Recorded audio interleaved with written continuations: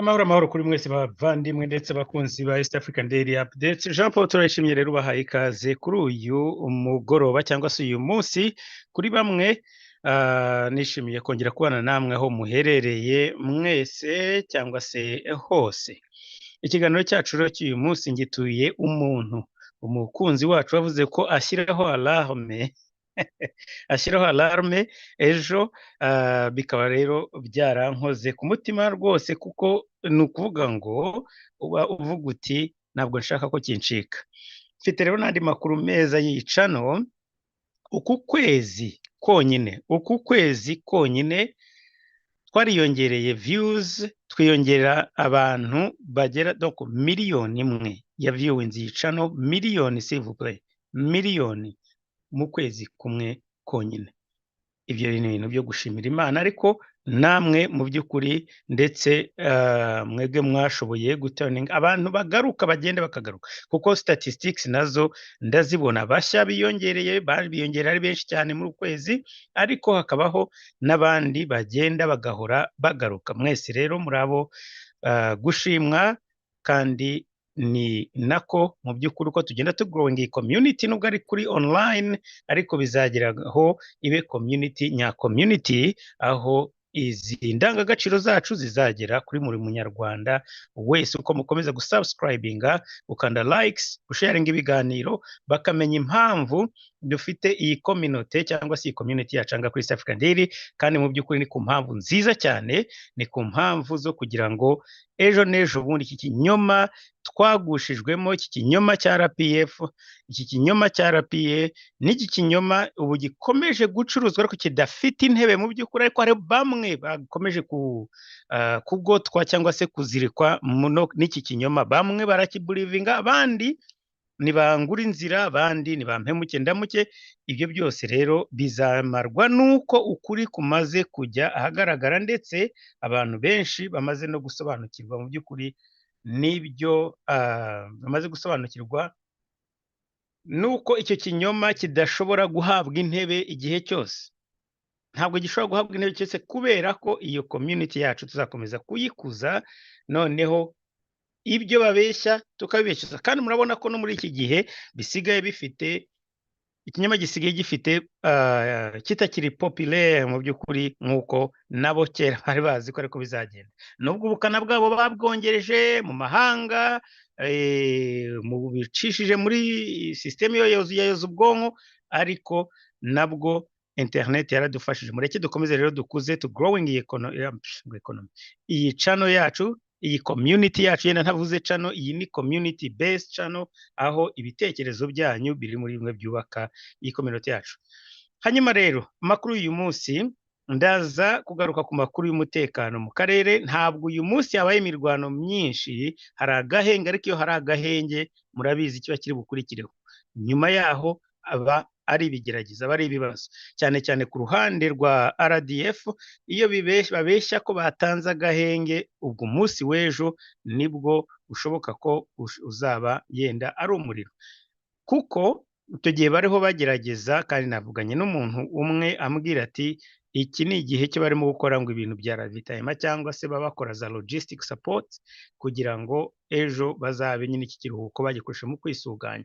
Ibibaye mu gihe bananiwe gufunga uriya muhanda wa Kirotshi Minova Kirotshi ariko bakaba barakomeje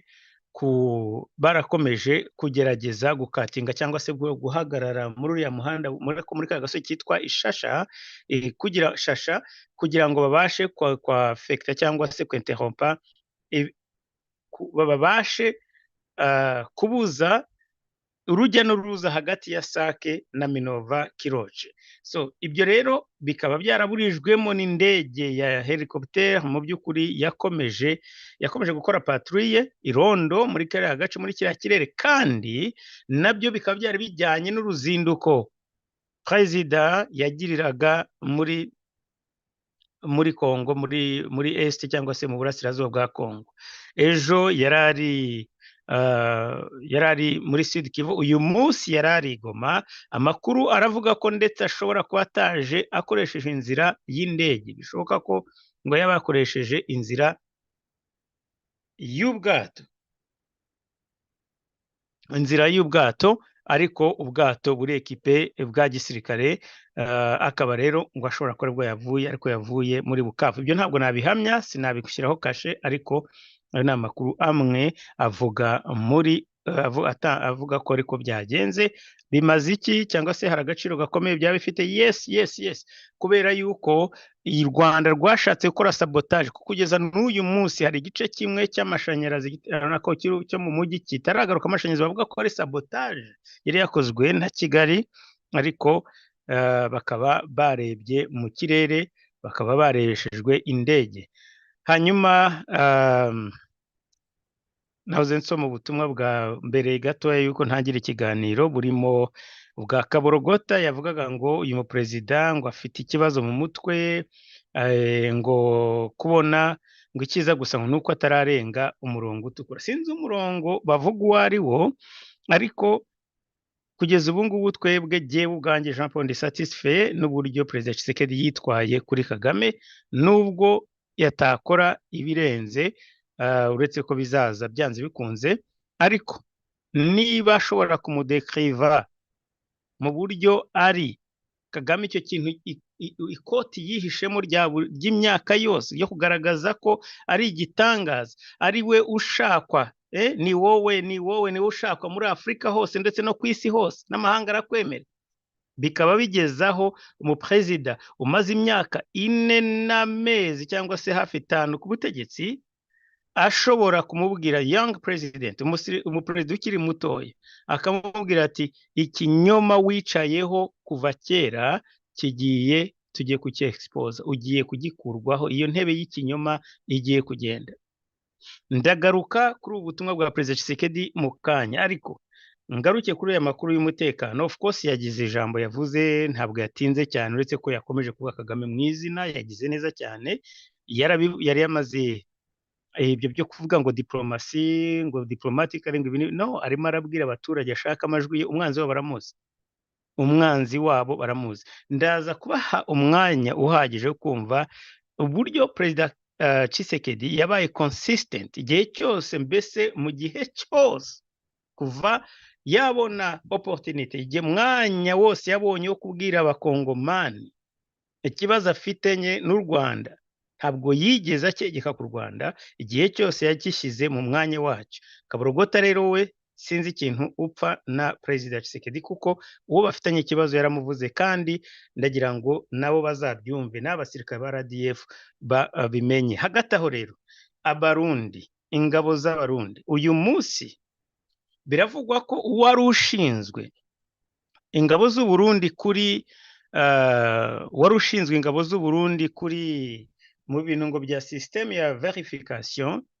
yuko verification mechanism muri Congo, ko yaba ari we wagizwe uwungirije cyangwa se ari ugiye gukorana na Congo mu bintu bijyanye na operation cyangwa coordination, ubuhuza bikorwa.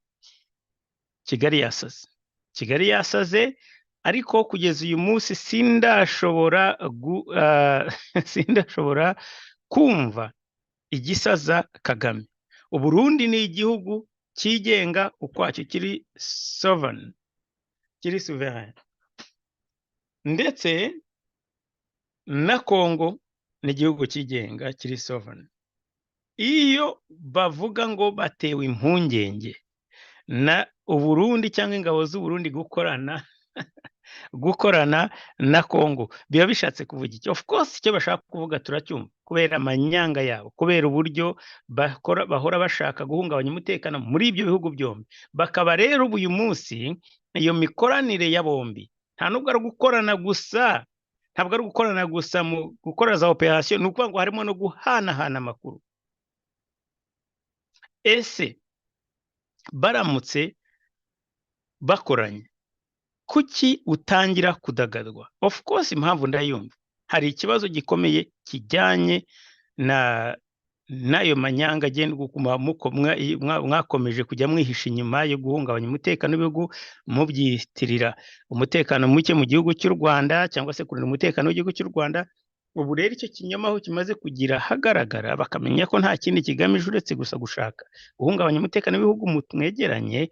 Yes, nibakorane, muravuga mute n'abandi batariyunga, muravuga mute utaraba isole ku rwego yenda utarimo gutekereza ubu ngubu Kagame, ntabwo ubu ngubu uracyafite agahenge. Ejo ku munsi w'ejo ONU ifite gahunda yo hari briefing bagomba bazakira, ariko amakuru angera haravuga ko muri UN bazasaba bivuye inyuma ko amasezerano ya Rwanda yubahirizwa. Ayo masezerano n'ayahe rero? Ayo masezerano nayo kuvuga ngo imbunda zihagarare, RDF ive muri Congo, Kagame areke gushyigikira umutwe wa M23, ndetse abo yita ko ari M23 bajye muri cantonnement muri site yahawe yatanzwe. Ibyo mu byumve ko ntabwo Kagame impamvu atashatse kujya muri cantonnement ukubera ko ntabwo azashyira ingabo za RDF muri cantonnement, ntabwo bizabaho, nuko M23 itabaho. So ntabwo yajya gushyira RDF muri cantonnement, niyo mpamvu ubona akomeza kuvuga ko bya cantonnement agasuzuguro cyangwa se ari ugushaka kutumva ibibazo bya M23. No, kubera ko abizi neza ko bagiye muri cantonnement, number 1 bazaba bigenga. M23 yitwa ko ari M23 izaba iri hariya, barabazi, bafite amaliste ayo Kigali ubwayo yari yarakoze ikavuga ati ngaba abantu dufite ikibungo, aba ni bo M23, abandi nabo bashobora kuvuga aho baturutse. Niba abo muri nkambi z'impunzi, yes, documentation zirahari na HCR yarabyanditse ku buryo bitagoye kumenya abaribo. So Kagame ariko sinashobora kubitsindagira bihagije ngo mbabwire impamvu atabishaka, kuko murabizi namwe iki impamvu atabishaka, nuko aziko ntabwo azashyira Colonel Rutayisire hariya, ari ugenda kuri Makenga, ari urinze Makenga, ari we Edison Makenga, atari ukuvuga ngo ni Edison n'umufasha wabo, kubera ko ari we umucunga, amenye ibyo akora byose, kuko raporo zigomba kujya Kigali, ntabwo zigomba kujya kwa Makenga.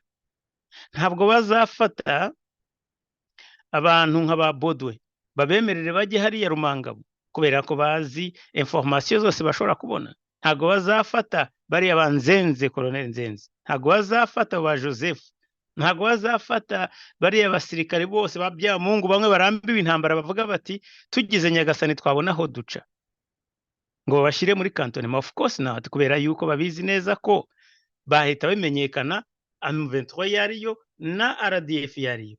Umva rero Kagame wakunze akaryoshye, reka uzakazire. Ejo UN nayo ngo yiteguye gukora iyi yiteguye kuza gukora iyo briefing no kongera kuvuga ko amasezerano ya Rwanda yubahirizwa. Ntabwo nshaka kugira ngo hagire utekereza ko mfite icyizere muri ayo masezerano ya Rwanda, ariko icyiza kiyarimo ni iki, nuko position igomba kuba claire. Ruhande UN ifashe rugomba kuba rwumvikana. Nuruhe ruhande UN ifite ubu ngubu? Nuko yabaye hagati nk'uko bisanzwe, ngo ni imvugo diplomatique, ukayikoresha mu gihe abaturage ba Kongo batakiba mu byabo, abana bavuye mu byabo, abagore bataye ingo, basigaye barya iposho ya HCR, barahingaga, bari bafite, uwo ndavuga abagore n'abagabo yewe, barahingaga bakeza, bafite ibishyimbo, ibigori, amasaka, ibintu byose bishoboka by'intungamubiri zaba, ubu ngubu bakaba basigaye bari kuri cya gikoma cya HCR. Ibyo bintu byose UN ikavuga ngo ni diplomasi, ni diplomasi, ni diplomasi.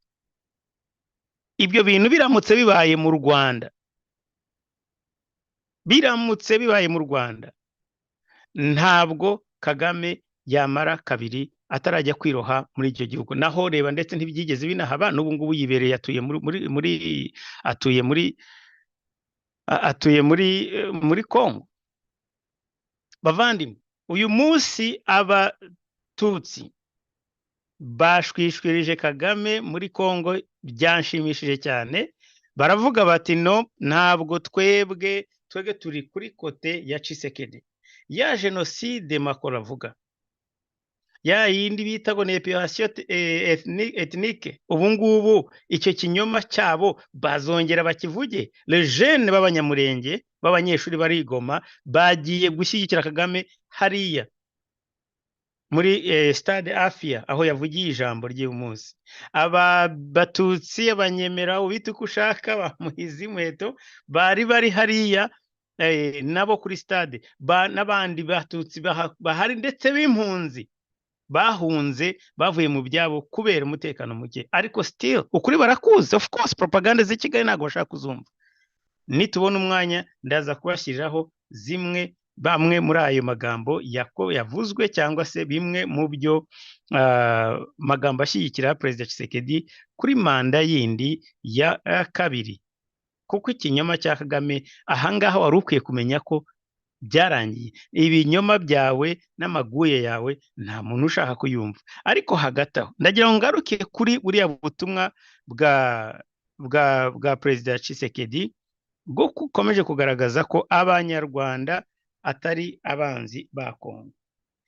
Ndaza kandi gushyiraho ya interview ya Ingabire Victoire, noneho n'ebyiri umugani wa yamvugo y'abanyarwanda ngo basigaye atwika mu by'ukuri. Yes, ahantu hose muri za media zo mu Bwongereza nicyo kintu kinashimisha cyane mu Bwongereza mu gihe hari iyi mu Bwongereza mu gihe hari iyi gahunda y'impunzi, ibi bintu bashyize basa naho bariwe n'ibisazi byo kohereza impunzi mu Rwanda, nibwo aho izo media zo mu Bwongereza zikomeje gutanga urubuga k'umunyapolitike umunyapolitike ariwe Victoire Ingabire, bamuha interview ku buryo umuntu yarambwira ati nabonye Victoire kuri hard talk, ati ahangaha mu Bwongereza hari ku manywa abantu benshi babibonye. Ejo hasohotse iyindi ya ntabwo ari hard talk, niyo kuri channel 4 nayo bavuga ko iri very popular mu Bwongereza. So ikinyoma cya Kagame mu by'ukuri abenshi barakizi, ni nayo mpamvu bagerageza kuvuga ati mureke expose kubera ko bazi ko hari bamwe bashaka kwifatira Abongereza. Ibyo rero ndaza kubigarukaho mu kanya. Mureke rero bashyirireho aka audio kamwe nabateguriye. Iyi audio ni nini irarambuye, ariko ndagira ngo yumvikane yuko mu by'ukuri kuva Perezida Tshisekedi yajya ku butegetsi ari consistent, ari abatutsi, ari abasirikare ba M23, ari abanyarwanda muri rusange, ari n'abantu ndetse b'abategetsi bo mu Rwanda. Message barayifite, ubutumwa barabufite, barabizi neza ko Perezida Tshisekedi atari umu extremiste wanga abanyarwanda cyangwa se abatutsi cyangwa iki, ariko Kigali irashaka buri munsi gushaka kugenda iriho imujyana. Ikinyoma ntigishobora gufata. Impamvu kidashobora gufata nuko ari kuri record avuga ibintu, ntabwo yabivuze rimwe, yabivuze kabiri cyangwa gatatu. Igihe cyose abonye opportunity cyangwa se amahirwe yo kubivuga, kanya kubivuga arabivuga. Ndagira ngo mwumve iyi audio, ni audio nashyize hamwe kugira ngo mwibukiranye uko Perezida Tshisekedi yitwaye muri ikibazo cya Kagame cyo gushaka kubeshya ngo cy'u Rwanda ngo Tshisekedi yanga abanyarwanda, yanga se abatutsi. Ibyo byose ni muri iyo audio. Mu kanya munyihanganire gatoya gusa, asigaye mbashyireho iyo audio nabategure. Hagati aho ni ya Madame Victoire Ingabire, ndibuze kuyibashyiriraho. Noneho hari n'abantu banenze baravuga bati mu by'ukuri ntabwo wigeze uvuga n'icyo baganiriye. Ntabwo yavuze icyo yavuze mu rurimi twumva. Ndaza kubakorera iyo summary nta kibazo. Reka mbanze mbashyireho aka ka audio nabateguriye. Iyi audio nako ni nini nabateguriye, igaragaza consistency ya Perezida Tshisekedi no ku banyarwanda, ndetse kuri bamwe bashobora kumva ubutumwa no kubakangurira kugira koko ngo mureke icyo kinyoma, muve kuri iki kinyoma cya FPR, mumenye aho umugabo ahagaze, mumenye relation ye n'abanyarwanda, pana Kagame, namwe mushobore kubitandukanya. Basore n'inkumi ba Rwanda Defense Forces RDF, ubu ni ubutumwa bw'ingenzi ku rubyiruko rwa RDF rukomeje koherezwa muri Congo kujya kurwana intambara za Kagame zishingiye ku kinyoma ko Perezida Tshisekedi yanga abatutsi, ndetse ko ingabo iri muri gahunda yo kumaraho ubwoko bw'abatutsi. ubundi bakitwaza ko ngo ari umwanzi w'igihugu, kandi mu by'ukuri we mu magambo ye yarabyivugiye yuko abanyarwanda adatoranyije ko ari abavandimwe, ariko akavuga ikibazo cyugarije ubwoko bw'abanyarwanda ndetse n'abanyekongo, kandi akaba ari kimwe icyo ngicyo akakivuga amazina yabyo ko ari Perezida Kagame ari we mwanzi w'amahoro ndetse w'abanyekongo, ariko ataretse n'abanyarwanda.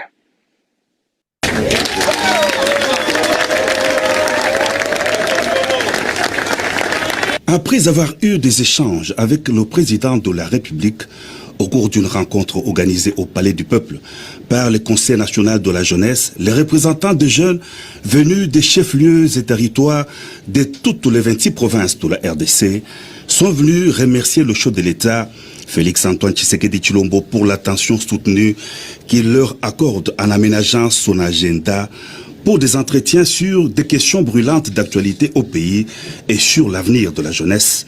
Et une grande première en RDC, ont-ils souligné. Le président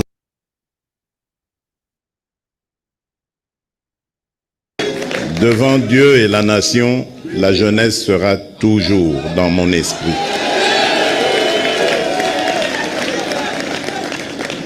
Avant toutes les autres richesses naturelles que nous avons, comme le diamant, l'or, le coltan, le cobalt, le cuivre, voir d'entretenir cette richesse. Tout ce que pas bien préparé et que nous vivons nos vieux jours porterait contre nous en disant vous êtes les responsables de cette situation parce que en votre temps vous n'aviez rien fait. Voilà pourquoi qui n'est pas n'importe laquelle. Soit la religion à laquelle vous appartenez. Remerciez. Le monde a besoin aujourd'hui pour lutter par exemple contre le changement climatique, pour aller vers plus de 2 milliards de personnes, donc c'est-à-dire l'Afrique entière et au-delà, grâce à notre sol. Et au Congo, il pleut toute l'année, car nous sommes à cheval sur l'équateur. Quand il ne pleut pas au nord, il pleut au sud. Et voilà pourquoi moi, je voudrais attirer votre attention. Ce sont vos familles. Vous pouvez vous attacher à des familles, nous le faisons chaque jour. Et les Rwandaises sont nos frères et sœurs. C'est le régime rwandais avec Paul Kagame à sa tête qui est l'ennemi de la République démocratique du Congo. Les Rwandais et les Rwandaises sont nos frères et sœurs. Et d'ailleurs, ils ont besoin de notre aide parce qu'ils sont muselés. Ils ont besoin de notre aide pour se libérer. Ça n'a rien à voir avec ce que leurs dirigeants sont en train de leur imposer. Donc, ne les regardez pas comme des ennemis, mais comme des frères qui ont besoin de notre solidarité pour nous débarrasser et débarrasser l'Afrique de ce genre de dirigeants rétrogrades qui ramènent les méthodes des années 60 et des années 70. Alors qu'en Afrique, on avait décidé de mettre fin au bruit des armes. Si vous vous rappelez, ceux qui suivent un peu, c'était 2020, il fallait taire les armes en Afrique pour que l'Afrique passe à autre chose, comprenne qu'elle est la dernière de la classe dans le monde parce que, justement, à cause des guerres et des divisions, nous nous étions entendus comme ça. Malheureusement, ce n'est pas arrivé, on a dû encore prolonger, mais c'est à cause justement des dirigeants tels que Paul Kagame. Et il s'enorgueillit d'être un faiseur de guerre, un spécialiste dans la guerre. Il en est fier. Moi, à sa place, je me cacherais, j'aurais honte d'assumer le fait qu'on sème la mort et la désolation. C'est honteux. Et je dirais même diabolique. Nous n'allons pas manger de ce pain-là. Nous, le pain que nous mangeons, c'est celui de l'amour. Celui du patriotisme, l'amour pour le Congo et l'amour pour le Congolais. C'est ce que je vous prêche. Ce que notre leader, mon leader, celui qui m'a formaté en politique, mon mentor, Dieu vous bénisse. Face à l'agression de la RDC dans sa partie est, niba mukomeje kutanga ubwoko bw'abanyarwanda. Muri iyi video mumaze kumva Perezida Tshisekedi akangurira urubyiruko rwo muri Kongo kutanga ubwoko bw'abanyarwanda. Ntabwo yatoranyije, ntiyavuze kutanga abahutu cyangwa se abatutsi, abanyarwanda muri rusange, rubyiruko, basore n'inkumi bo muri RDF. Niba mukomeje koherezwa muri Kongo mu kinyoma cyo kubeshya ko Perezida Tshisekedi ari umwanzi w'u Rwanda, ndibaza ko iyi video yari kwiriye kuba ihagije, ariko nibidahagije ndagira ngo mbashyirireho n'iyindi mu kanya muze kumva ko ibintu yavuze mu mwaka umwe ushize ari nabyo yagarutse akongera akabivuga nyuma y'umwaka, bigaragara ko ari ibintu bimurimo, atari ibintu byo byari bijyanye n'igihe cyangwa se na situation na mood yari arimo muri icyo gihe. Ariko muri iyi video mumaje kumva arabwira abanyekongo, abakangurira, ababwira ati mwirinde kwanga abanyarwanda, kuko ahubwo nabo nibambuza uko ngira, babuze uko bigobotora iriya ngoma, ahubwo bakeneye ubufasha bwacu kugira ngo twigobotora iki cyago kibangamiye abanyarwanda n'abanyekongo bose hamwe. N'umuperezida mu by'ukuri uri selfless, umuntu utikunda, utareba gusa inyungu ze wenyine gusa, ahubwo akareba n'abavandimwe babo batuye hakurya y'umupaka. Yigeze no kumvikana avuga ati sinshaka no gufunga imipaka kubera yuko hari abavandimwe bamwe bashobora kubigomoka ntaho badafite isano iryo ari ryo ryose n'izi ntambara. Nongere mbibasubiriremo, kuba yarabivuze rimwe akabivuga kabiri nyuma y'undi mwaka n'ibintu bimurimo, ntabwo ari ibintu byari bijyanye n'igihe yari arimo icyo gihe. Ariko kandi akaba ababwira ati ni abanyarwanda bose, ntabwo avuga abahutu cyangwa abatutsi, bavandimwe, basirikare bo muri RDF, inkota RDF cyangwa se Rwanda Defense Forces, yewe nashaka nabita n'inkotanyi. Ndagira ngo mukanguke muve ku kinyoma cya Kagame, ye kubabeshya, kandi noneho bivugwa ko yiteguye no kubakira, yaba ari ubutumwa bwavuzwe na Dr Kambanda kandi buvuye ibukuru, yaba ndetse ari ibyo tubona mu magambo ya Perezida Tshisekedi. Muve ku giti mujye ku muntu, mwirinde kugwa mu mahosha no kugwa mu kinyoma.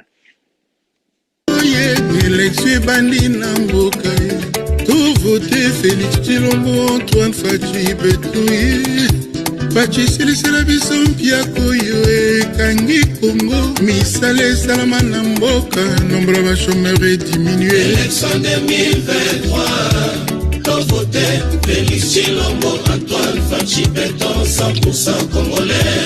Asali mpe mingi na temps moke malgré ba blocage, opesa ye monda ya mibale mpo a parachever action na ye. Le meilleur est à venir. Naza sur na Félix motema na ya Polingo et la gratuité à quelle simpona maternité ofele ona ba mama opesa etan asala bampangi ya Vincent loboko ekabela kabato bakata kaya mote. Nanone ubwo yiyamarizaga muri Sud Kivu, aho yabonanye n'abaturage baho benshi, akagira ubutwari, ndabyita ubutwari, guhagarara imbere yabo akababwira ati ikibazo ntabwo ari umunyarwanda. Ni ubutwari kubera yuko abanyekongo baturiye umupaka nibo bagizweho ingaruka n'izi ntambara, bazi neza ko ziva mu Rwanda. Bakore babo bafashwe ku ngufu, abana babo ntibiga, abandi babaye ibimuga bakiri batoya, abandi bacitse amaboko, abandi amaguru, abandi bagirwa ibimuga n'amabombe ndetse n'ingaruka zitazigera ziva mu buzima bwabo za nyuma y'iyi ntambara. Amabombe ya buri munsi, kuva mu byabo, kuguta utwabo, ariko akababwira ati nyabona mutandukanye abanyarwanda na perezida wabo Kagame, niwe cyago, niwe mwicanyi, niwe wica abanyarwanda ndetse akanica n'abanyekongo. Avuga atabako inshuti zacu, abavandimwe bacu bo mu Rwanda akabica, ariko akaza akanica n'abanyarwanda n'abanyekongo. Ntabwo ubwicanyi bwa Kagame ari ubw'abanyekongo gusa, mu batandukanye, ariko amuha n'ubutumwa, amugenera ubutumwa bwo kumubwira ko n'ubutabihagarika n'ubwo atakibihagaritse, ati ngusezeranyije kuzanarangira nka Hitler. Bavandimwe, nshuti namwe bakunzi ba East Africa Daily, ndagira ngo babwire ko nubwo bitabaye ejo cyangwa uyu munsi, twese turabibona, ibimenyetso birahari ko mu by'ukuri Kagame azarangira nk'uko Perezida Tshisekedi yabivuze. Ariko muhaguruke, buri muntu wese akoreshe intwaro afite. Ufitiye amavi y'amasengesho ayihe Tshisekedi, ndetse asabira n'ibyo bihugu byombi amahoro mu bihugu byombi. Ufite uruvugiro yandike kuri Twitter supporting, ashyigikire Perezida Tshisekedi. Ufite Facebook, ufite YouTube, mwese banyarwanda abo mu Rwanda nubwo bigoye gukora, ariko nibura ubwo butumwa murabwumvise. Abasirikare rero mwitange, abajya kurwana muri Kongo muve ku kinyoma cy'uko bababwira ko mugiye kurwanya umwanzi. Nta mwanzi, murwanye umwanzi umusizi wanyu, mushaka uburyo mwitanga. Ntabwo ari Perezida Tshisekedi ari umwanzi w'u Rwanda, ntabwo abanyekongo ari abanzi b'u Rwanda, namwe murabizi. Ubwoba nibwo bugiye kutwica. Mushaka ukuntu mwishyikiriza ingabo za FARDC. Ndabizi ko biragoye, ariko mu minsi mikeya na MONUSCO izabihari, SADC izabihari.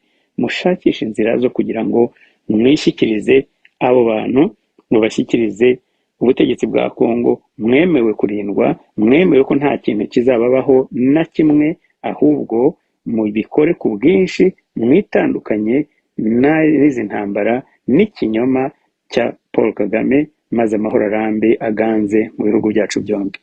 Maze amahoro tuyifurize abanyarwanda n'abanyekongo, ndetse na Perezida Tshisekedi ukomeje kuba champions w'amahoro ku bihugu byacu byombi. soki ezalaki ata mobulu euti mosika tokokai comprendre, mais mobulu euti kaka na pays voisin oyo ya Rwanda. Et puis na peuple rwandais mobimba te, po na lingi te to confondre toyoka na malamu, to confondre peuple rwandais na régime rwandais te. Peuple rwandais azali peuple frère, bandeko na biso. Mais mobomi nde mokonzi aza ko s'imposer pa na bango kombo na Paul Kagame. Yende aza ko bomela biso bandeko kuna na Rwanda pe ba Congolais awa. Voilà.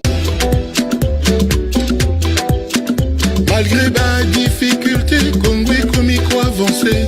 Malgré le blocage, Fatshi toujours na combat. On a bien-être à Congo. Au Congolais à Lumanabu. Au Yanzala Mpiaka.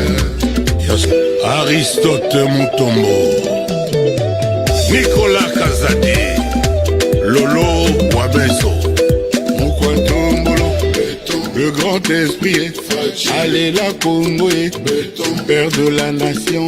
Merci aussi à maman Denise, la maman de Serena. Le vrai Quinois est chinois la limité. À ton compassion, le numéro 20. Nokoya vrai. Oli Mwamba, l'homme de la francophonie. Arakoze rero, arakoze Kofi arimo aratoza Perezida Tshisekedi muri izi ndirimbo ze ebyiri. Bavandimwe, hanagize ka glitch muri iyi audio, ariko nzayikosora. Mwabibonye ko ibi igice kimwe, hari ibice bimwe byari birimo yenda bitari ngombwa cyane, ariko nzayisubiraho nyigire mbikuremo. Hanyuma rero ndagira ngo dukomeze ikiganiro cyacu mbere y'uko njya muri detaye cyangwa se njye muri kiriya kiganiro ikiganiro cya Madame Victoire Ingabire cya BBC Hard Talk. Reka mbanze nkore icyo kuri Channel Africa, ibindi ndibuze kubigarukaho mu kanya, ariko ndagira ngo mbanze nkore ka introduction gatoya ko kuri iki kajyanye n'ikiganiro. Ni nyuma aho bimaze kugaragara ko Ubwongereza cyane cyane binyuze muri Premier Ministre waho barimo bakora inkundura, bafite courage ntazahirimo kuva, ariko Abongereza barabizi, barabibona bakabikemanga, barabibona ko harimo ikintu gihishe inyuma. Bamwe barambwira bati urashobora gukora amafaranga yo kugura intwaro, ko baravuga ko bongeye kumwongera amafaranga, kandi deal buri muntu wese abona ko ntahizajya cyangwa se ushobora kuzasiga ihiritse n'abariya bakuru cyangwa se ba ministre bari kuri ya butegetsi, ndetse na Premier Ministre kubwe ishobora kumutwara, ariko bakiyemeza bafata izo risk. Ahangaha Abongereza kuri Channel 4 ni channel nayo ikurikirwa cyane, ndetse imwe muri za TV zikomeye muri UK, bahaye chance Madame Victoire Ingabire ababwira kujyanye na human rights. Reka nze tumwumve, ndagaruka mu kanya.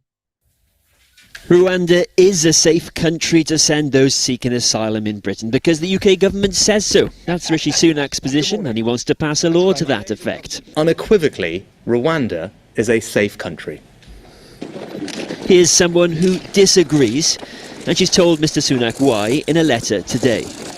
Victoire Ingabire Umuhoza being released from prison in 2018, 8 years after being locked up on trumped-up charges, she says, when she tried to contest the 2010 presidential election. Paul Kagame won that one. He wins them all. In the last election, he got 99% of the vote. When the Supreme Court ruled the UK government's Rwanda plan was unlawful last month, it raised concerns about the treatment of refugees in Rwanda. The UK government says those concerns are out of date. Both governments claim Rwanda has made significant progress, not least on human rights. The Rwandan president's political opponents tell a different story.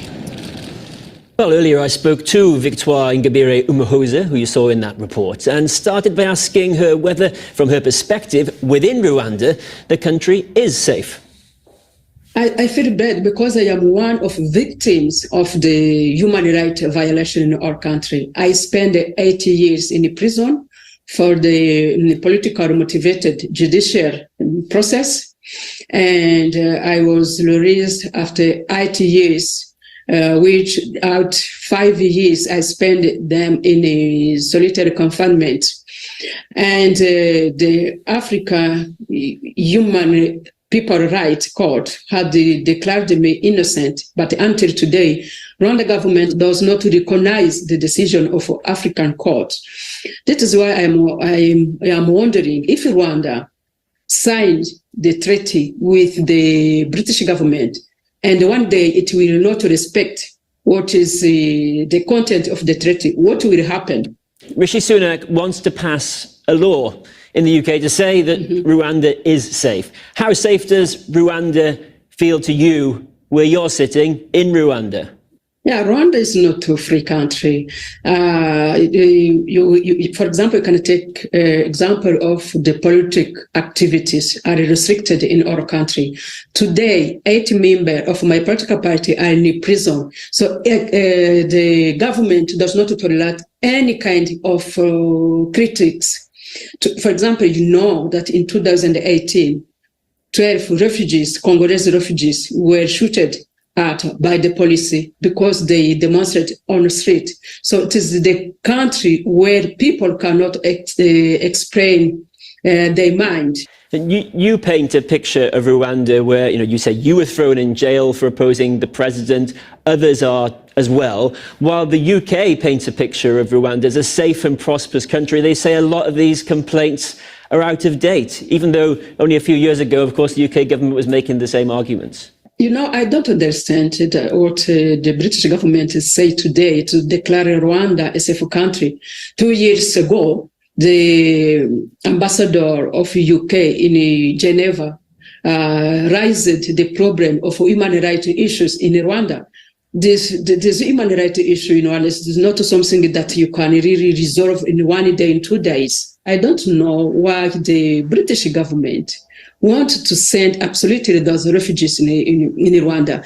They know that in 2018, Israel has sent the refugees in Rwanda. Today, no one is still in Rwanda.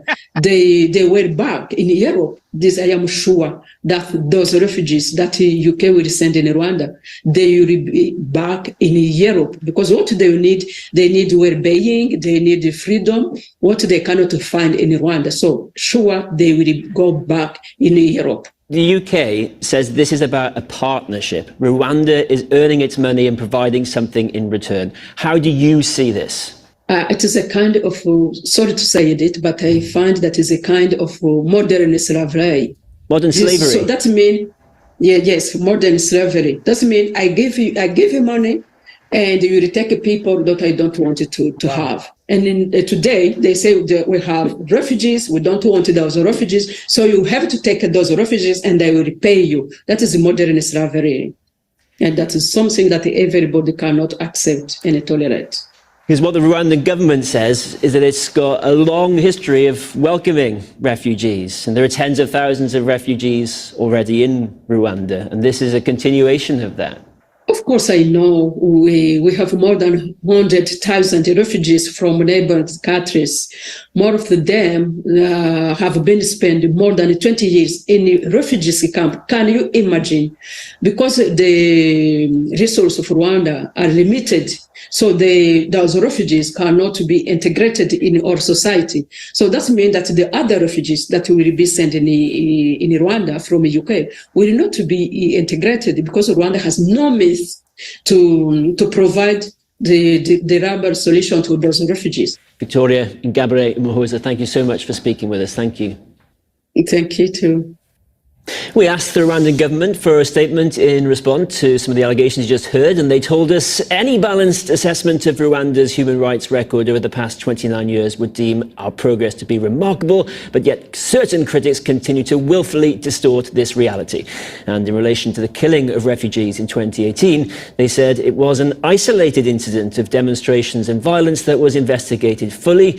Lessons, they say, have been learned to ensure that such an incident is not repeated. And they added, Rwanda's track record has been recognised by the UNHCR, which continues to work closely with Rwanda to care for the over 135,000 refugees that they host. And the UK government told us it is committed to doing whatever it takes to stop the boats and get flights to Rwanda off the ground. That's why they say they've addressed the Supreme Court's findings, and they say that Rwanda is a safe country that cares deeply about supporting refugees, and the UK government's bill will make this clear, they say, in UK law.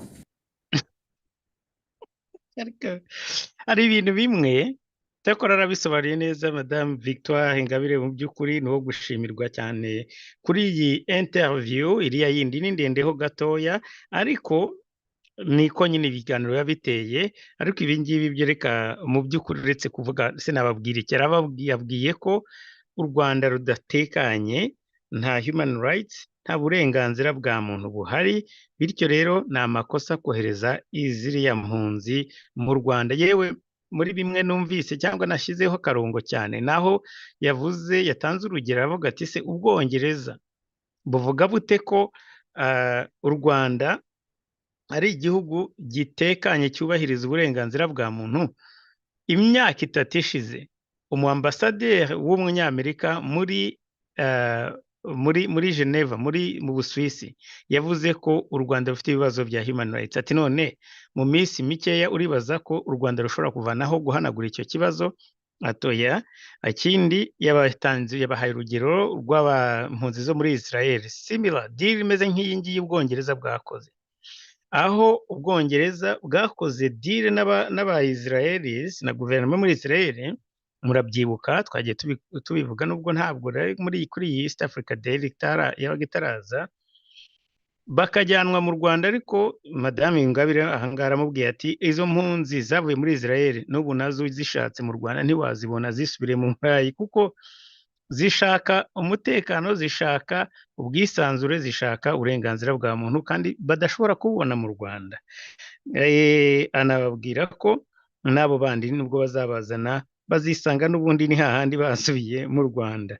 Ku bijyanye n'abantu bashaka kohereza mu Rwanda no kwensista kuhajya, navuga ati ibi ngibi birasa na modern slavery cyangwa se ni nka uburetwa ariko bwa muri iki gihe yo mu gihe cy'ubu cyangwa se bwa kijyambere. Ati bavuga bati ndaguha amafaranga, nimara kuguha amafaranga nanjye uyakire, noneho natwe tuguhe, wowe wakira amafaranga natwe turaguha abantu tudashaka mu gihugu cyacu. So ibintu rero mu by'ukuri bisobanuye mu magambo make mu minota ine, situwasiyo y'ikibazo cy'umutekano mu Rwanda yarayisobanuye. Hanyuma Makoro umurubakazi, umukobwa w'umunyarwanda nako wahisemo yenda kwibera mu Rwanda, ariko mu by'ukuri ejo nabigarutseho, yes, nta kibazo cyo kuba umuruba, ariko ntazakoresha imvugo yo kuvuga ngo abatutsi bagiye gushira muri Kongo. Abatutsi bagiye gushira muri Kongo se bicwa n'abaruba, nawe ubarimo? Ndagira ngo umuvuge gusa kuri yatangazo yavuze ati ibibazo byo kubisubiza, yavuze ati yes, ibyo bintu bavuga byo kuvuga ngo habaye ubwicanyi bwakorewe impunzi, ati icyo ni ikibazo cyihariye, ntabwo ariko mbese ngo zipfa buri munsi, ntabwo ari ibintu bibaho bya buri gihe, ni ikintu kimwe cyabayeho cyihariye kidasanzwe. Arongera ati ikibazo twaragikoreye investigation yuzuye ikwiye, donc kwerekana ko investigation cyangwa se itohoza ryarangiye kuri ikibazo. Icyo atababwiye nuko bari abantu icyo baziraga ko bashaka iposho, bararaswa n'uyu munsi, bakaba bamwe abari bayobozi babo abamahombi barafunzwe, ntibarigera banabura n'izuba no kuburana cyangwa se ngo bumve ko bafite icyizere cy'uko bazageraho bagafungurwa. So ibyo rero iki kinyoma ndabona icyo bagisobanuye, ntabwo nabona ukurya iminwa, ntabwo bashobora kubona igisobanuro gikwiye kijyanye n'impamvu bashaka kohereza bariya bantu mu Rwanda. Gusa Ubwongereza bwo bwabisobanuye neza cyane, bwo bwavuze ko buriho bushaka gukora ibishoboka byose ngo bastopinge the boat, guhagarika boat. Ntabwo ikibazo bafite ari uburenganzira bwa muntu, ariko ikibahangayikishije ni stop the boat. Mu gihe ntarajya kuvuga kuri iriya audio yindi ya Madame Victoire Ingabire, ndagira ngo noneho mbereke bimwe mu byabaye hariya Goma, harimo n'ijambo rya Perezida Tshisekedi, ariko cyane urubyiruko rw'abanyekongo rwamaganye, rw'abatutsi b'abanyekongo n'abanyamurenge, ndetse bamaganye kiriya kinyoma cya RPF cyo kuvuga ko abatutsi bari andanje muri guverinoma ya Perezida Tshisekedi. Reka ndebe ko iyo audio nshobora kuyisharinga, nubwo ari iyo kuri Twitter ya Tazama, ariko ndibaza dushobora kuyisharinga aha mukabiyumvira abo bajene b'abatutsi b'abanyamurenge nako muri Kongo b'abanyeshuri. Bonjour monsieur. Vous êtes au stade d'Afia pour attendre le président, pour nous savoir qui vous êtes et pourquoi vous vous êtes mobilisé. Merci beaucoup monsieur le journaliste. Moi, le nom c'est Victoire, je suis le président des étudiants. Le président des étudiants Banyamulenge sur le Kivu. Nous sommes venus ici pour accueillir son excellence monsieur le président Fatshi, soutenir son engagement pour soutenir sa candidature. Et pourquoi vous voulez soutenir le président Tshisekedi et pourquoi vous êtes prêt à aller jusqu'à lui voter pour le 20 décembre aux élections? Pour soutenir la candidature de son excellence monsieur le président Tshisekedi, parce que c'est le garant de la nation, malgré que les sécurités qui sont là chez nous aussi, mais bien bien que c'est un président compatissant, un président aimable à sa population, nous puissions bien de l'espoir qu'avec les mandats qui va suivre, il va stabiliser la sécurité de la Chine. Pensez-vous que le président a fait un succès ou a fait des efforts pour le rétablissement de la paix dans son premier mandat? Oui, bien sûr, il a essayé, même si nous n'avons pas encore eu la sécurité dans l'entièreté, mais nous espérons avec des fermetés que dans les mandats, il va suivre, il va donc assurer la sécurité dans la stabilité. Vous avez un message à toute la jeunesse de la communauté Banyamulenge ou alors de toute la population du Nord et Sud Kivu? Oui, bien sûr. Notre message, nous voulons présenter nos sincères remerciements à son excellence, aussi le président de la République, pour son engagement et son travail au service de toutes les communautés. Et notre recommandation, demandons au président Fatshi de stabiliser la sécurité de la Chine. Vraiment, l'insécurité prévue jusqu'à présent. Mais nous pensons avec les mandats qui va suivre, va stabiliser la sécurité de la Chine. Merci.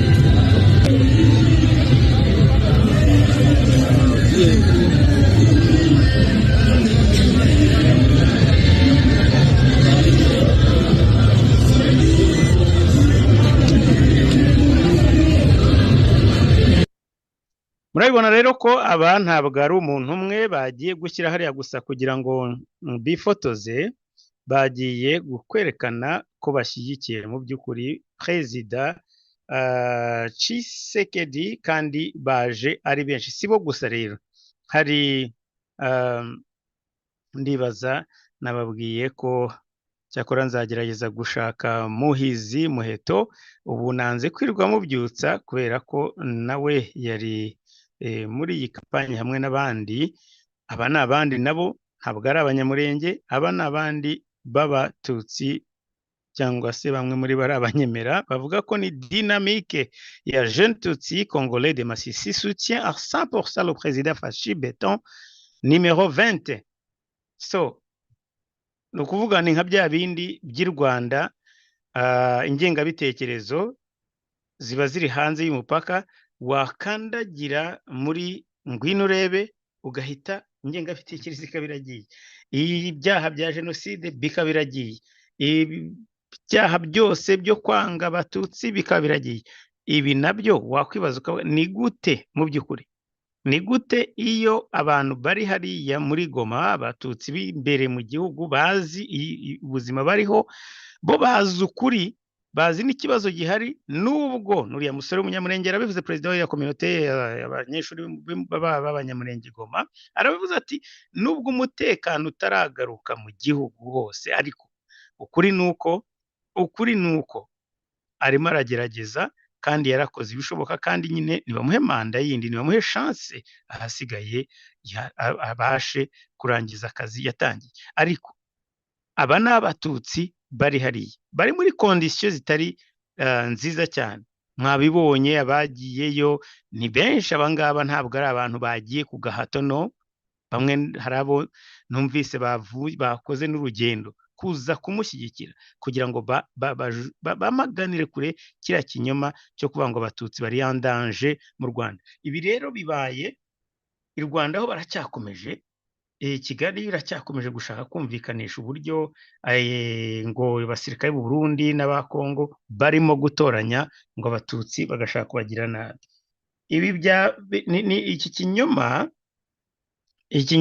nubwo ntibajya barambirwa kukivuga, ariko gisigaye gifite ntabwo ari abantu benshi mu by'ukuri babyemera, bavuga ko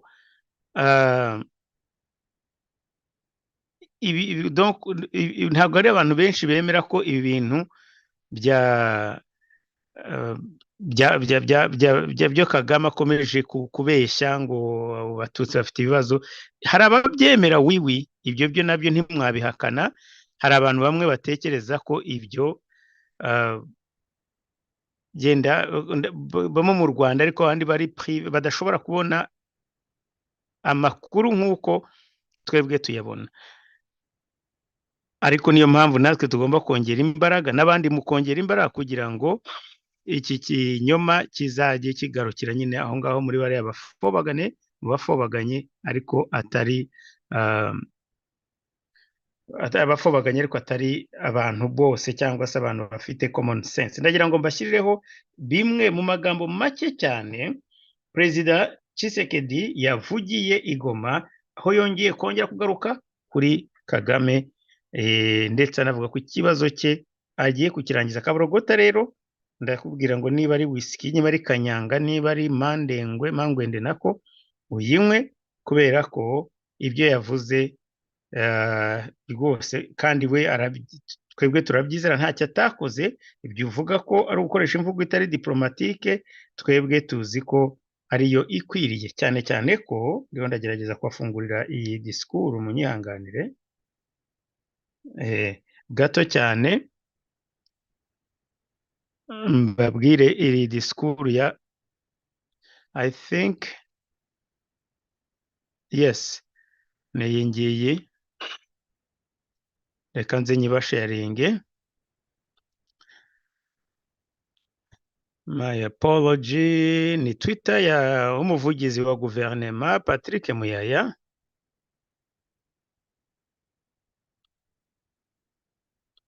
De plus grand chose sur notre parcours pour vaincre définitivement cet adversaire. Et ce combat, nous allons le mener le 20 décembre à travers les urnes. Donnez-moi votre confiance et moi je vais vous donner la libération totale.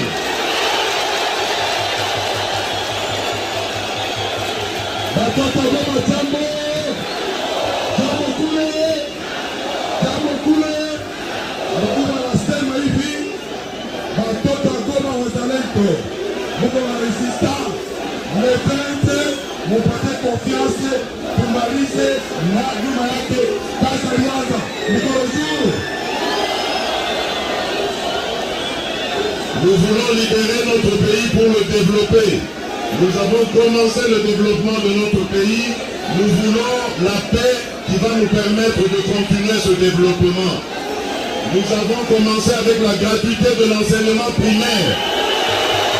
Au cours du deuxième mandat, je m'engage à apporter la gratuité au niveau du secondaire aussi.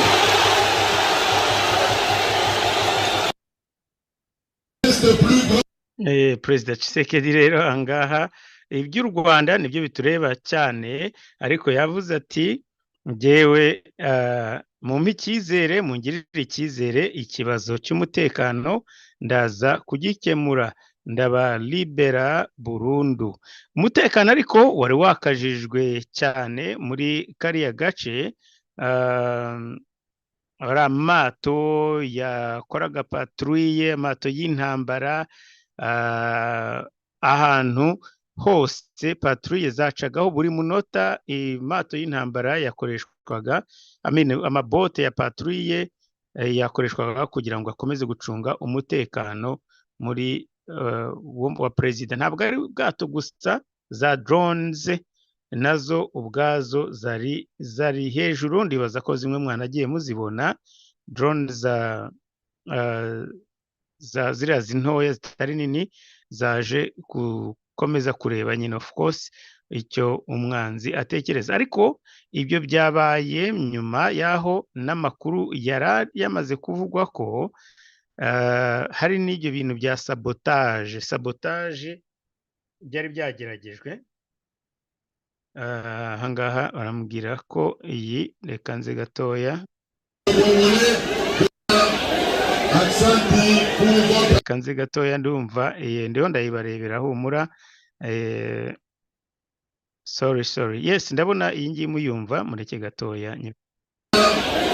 Aksanti pour votre accueil. Je vous promets qu'après les élections, je vais faire le tour de la République pour remercier le peuple congolais de son soutien. Je reviendrai encore. Pour le moment, le chemin est encore long. Nous allons continuer demain pour voir nos frères du Grand Nord à Beni, Butembo, pour saluer la mémoire de nos compatriotes qui sont tombés là-bas. Merci à vous. Je voudrais vous présenter la première dame. La première dame veut vous saluer aussi et vous remercier pour votre mobilisation.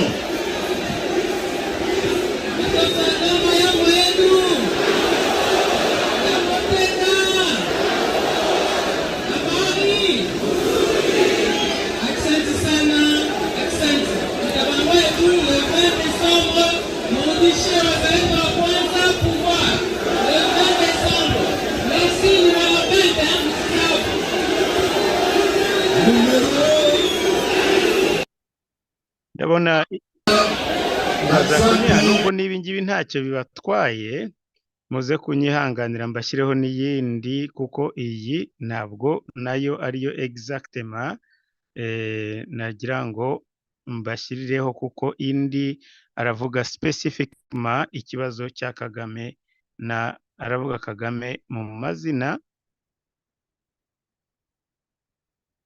munyihanganire gatoya ndebe ko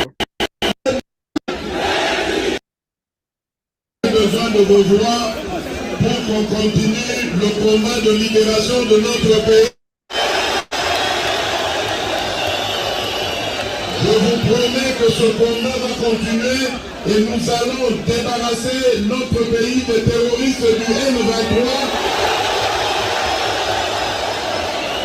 qui sont amenés par leur leader Paul Kagame. Nous allons mettre fin à leur règne barbare, au terrorisme qui a endeuillé le peuple congolais pendant des dizaines d'années. Je compte sur votre soutien pour que le combat continue. aho ngaho yari numva ntabwo ndi buze kurenzaho byinshi kuko ibyo nashakaga by'ingenzi nibi ngibi amaze kuvuga ko abyizeye ko urugamba azarugeza ko ruzagera ku musozo gusa abasaba icyizere kandi ko azagaruka kubasura ibyo byose azakomeza kubyitaho nibamara kumuha n'icyo cyizere ntazabibagirwa azagaruka azagaruka abashimire Abanyarwanda rero kampanye ya Perezida Tshisekedi irakomeje basigaje iminsi iri munsi y'icumi kugira ngo amatora abe turizera tudashidikanya ko aya matora ukurikije support afite izaba nayo azayatsinda nta mbogamizi cyangwa se nta gushidikanya umva ndagira ngo ngaruke kuri cya kintu cy'i Burundi ndakigaruka ko kubera ko hari amakuru ahari yizewe nako sinuvuga ngo yizewe yuko ubu u Rwanda barimo gucaginga mvuga mbese ni umujinya urimo kuzamuka uratogoto kubera habaye ku mugaragaro ubufatanye basanzwe bunahari ariko kumva ko cooperation militaire cyangwa se imikoranire mu bya gisirikare abakongomani uriya mu general wari usanzwe aba ngo muri verification mechanism w'u Burundi akaba ngo agiye kuzajya ayo ni amakuru ava i Rwanda nta nubwo ari nanjye wayishakishije ngo agiye kuba ari we uzajya ikorana bya hafi cyangwa se wungirije uwa Kongo bigaragara nyine ko biyemeje kandi barakwiye biyemeje kurwanya Kigali ntabwo bavuga ngo baramurwanyiriza ku butaka bwa Kigali barimo baramurwanyiriza ku butaka bwa Kongo byoroshye cyane ko Kagame ashobora kuvana ikirenge cye muri Kongo byarangiza akavuga ati noneho amahoro narambe hagati yanjye n'u Burundi ariko ntashobora kubikora kubera ko we arashaka agasomboroza arashaka kwigira ya nyirahuku yigize yahaza amata irangije igira ngo yabaye intare uko abanya-Ethiopia bamwanditse hariya muri ngo Kagame ngo ni Empereur Kagame ngo injangwe yigize intare banza babona hari bafite kira kirangantego cy'intare bakavuga bati aya natwe ko yenda hari koko twabaye intare so nibyo rero nawe yari yarigize akaraha kajya he ni nayo mpamvu ugiye mvuga ko President Tshisekedi ari perezida uzandikwa mu mateka y'iki gihugu nk'umuntu wakoze ibikorwa by'indashyikirwa cyane cyane kugabanya iriya influence ya dictator y'umunyagitugu Kagame kandi akayigabanya bwa mbere abanje kumubwira mu magambo 81 ubwizwe 81 akamubwira ati Kagame ntacyo ntakugize ntaguhaye ariko yes ubu noneho ndagira nkubwire icyo ngutekerezaho aho niho yatangiriye iby'imbunda nabyo biri imbere iby'imbunda birimo biraza ariko ntabwo ari byo byabanje yakoresheje inzira zose zishoboka yenda Kagame kubera ubucuti n'ubusambo yari yarubatse byatumye mu by'ukuri nta gushidikanya ko yararengewe cyangwa se abantu baramubwiye ati nyabuna bareba inshuti bafitanye n'aba Guterres bareba Antoni ba UN communauté internationale ngo ntabwo nitumukoraho ngo none se ngo afite ingabo muri Mozambique muri Sudan ngo muri Central Africa UN n'ibindi batangiye kugenda bafata mama Tshisekedi aravuga ati screw you njyewe intérêt zanjye ni igihugu cyanjye ibyo mwege murengera yes birumvikana ariko genda rengera intérêt za Congo n'abakongolais singe iyo numva bafobagane bariho bavuga ngo Tshisekedi yarenze umurongo yavuze ngo ibintu barimo na kaborogota biranyica cyane kubera ko Kagame bamuciye bagiye kumukona cyangwa se bamaze kumukona kubera ko atagifite bwa bugabo bwo kuzajya yigira gutya ngo yewe muri Kongo nzagira gutya no nta jambo agifite ijambo rifite Tshisekedi so abantu rero bagahaguruka ngo bagiye kumurwanirira nawe yabuze ibyo avuga murebe ko umuntu bamubwiye ati umeze nka Hitler uzarangira nka Hitler ahita arucara rumira kubera iki nababwiye ko ejo yarasibye yagomba kujya kurangiza amahugurwa ya gisirikare ariko indwara ararwaye ameze nabi cyane riya jambo ryamuderanje donc yabuze icyo yakora avuga ati nkora iki nibo bwa mbere nsuzuguye kuri aka kageni kandi birakwiye arakwiriye gusuzugurwa arasuzuguritse niba ujya ahantu mu rugo rw'undi ugatobanga wakora ibyo bintu byose ukajya kunyara mu byo kurya bye uratekereza ko bizagenda reka gukwa ni urugukwiye wari warigize akaraha kajya he ariko noneho ubu ngubu wabonye umugabo reke byandikwe beshyaga ngo jewe ngo uragahangange no umugabo ni Tshisekedi kandi kubera nta bindi bintu bihambaye yakoze atarakumirishaho urwo rusasu ahubwo akubwira gusa kubera ko warigize ibintu byose ntawe kuvugaho muri Kongo ngaho wagiye kuko wahinduye ubutegetsi muri Tanzania ngo naho ndahashaka muri Kenya ujya kwicira y'abantu ntabwo najya kurondora Uganda aho warahagize rwose indiri ukorana n'abantu ngo nibisambo ubaha cash ugira gute una supporting campagne electorale iwawe ubafunze ntawe ushobora gushyigikira uwo ukurwanya niyo bagerageje kunyura muri icyo gihugu uvuga uti no ti ngenda ndafunga umupaka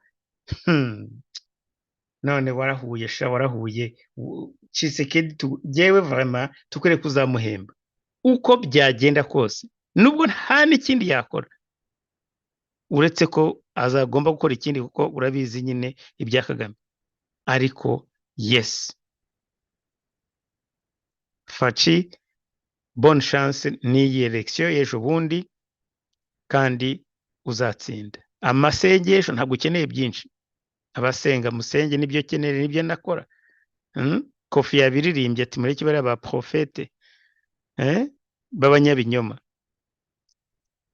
so reka mbashyireho rero iyi interview yo kuri BBC ya Madame Victoire Ingabire ni hard talk, ni ejo nari nayibuze na tekinitse byakunze, ni audio gusa, ariko reka nze gatoya mbanze ndebe ko nabona iyi foto ndibuze gukoresha mu gihe iyi audio irimo kuvuga, kuko yes, iyi audio iri mu rurimi rw'icyongereza. Ntabwo nababwira ngo ndaza gukora donc traduction ya yose, ariko ndaza kubaha summary. Ya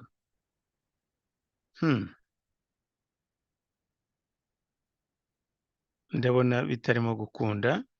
Ndaza kubaha summary. I think it's going to work. Ndaza kubaha summary y'ibyo yavugiragamo, incamake yabyo mbese muri make.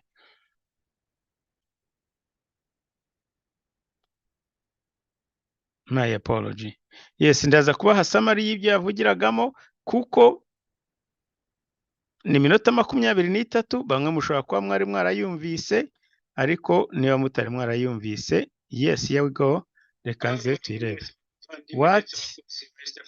Muraza kumbabara, sinzi ibintu bisigaye biza buri gihe. Ntabwo mba nzi ibibazo biba bihabaye, ariko muraza kugihanganira. Yes, mbonye audio ndibuze gukoresha mu gihe turiho dukina iyi video cyangwa se iyi interview iri kuri audio. Nakanya gato gusa hasigaye nkayibasharinga bavandimwe.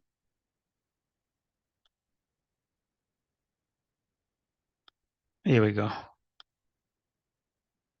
Ndaza gukora summary irangiye.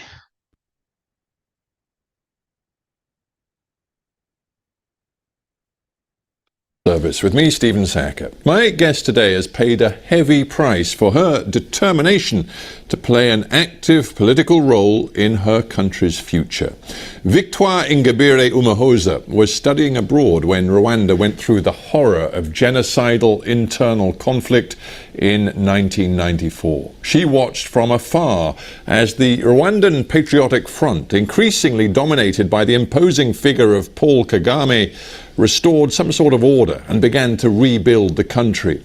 Then in 2010, she said goodbye to her husband and children and returned to her homeland, intent on running against Kagame in the next presidential election.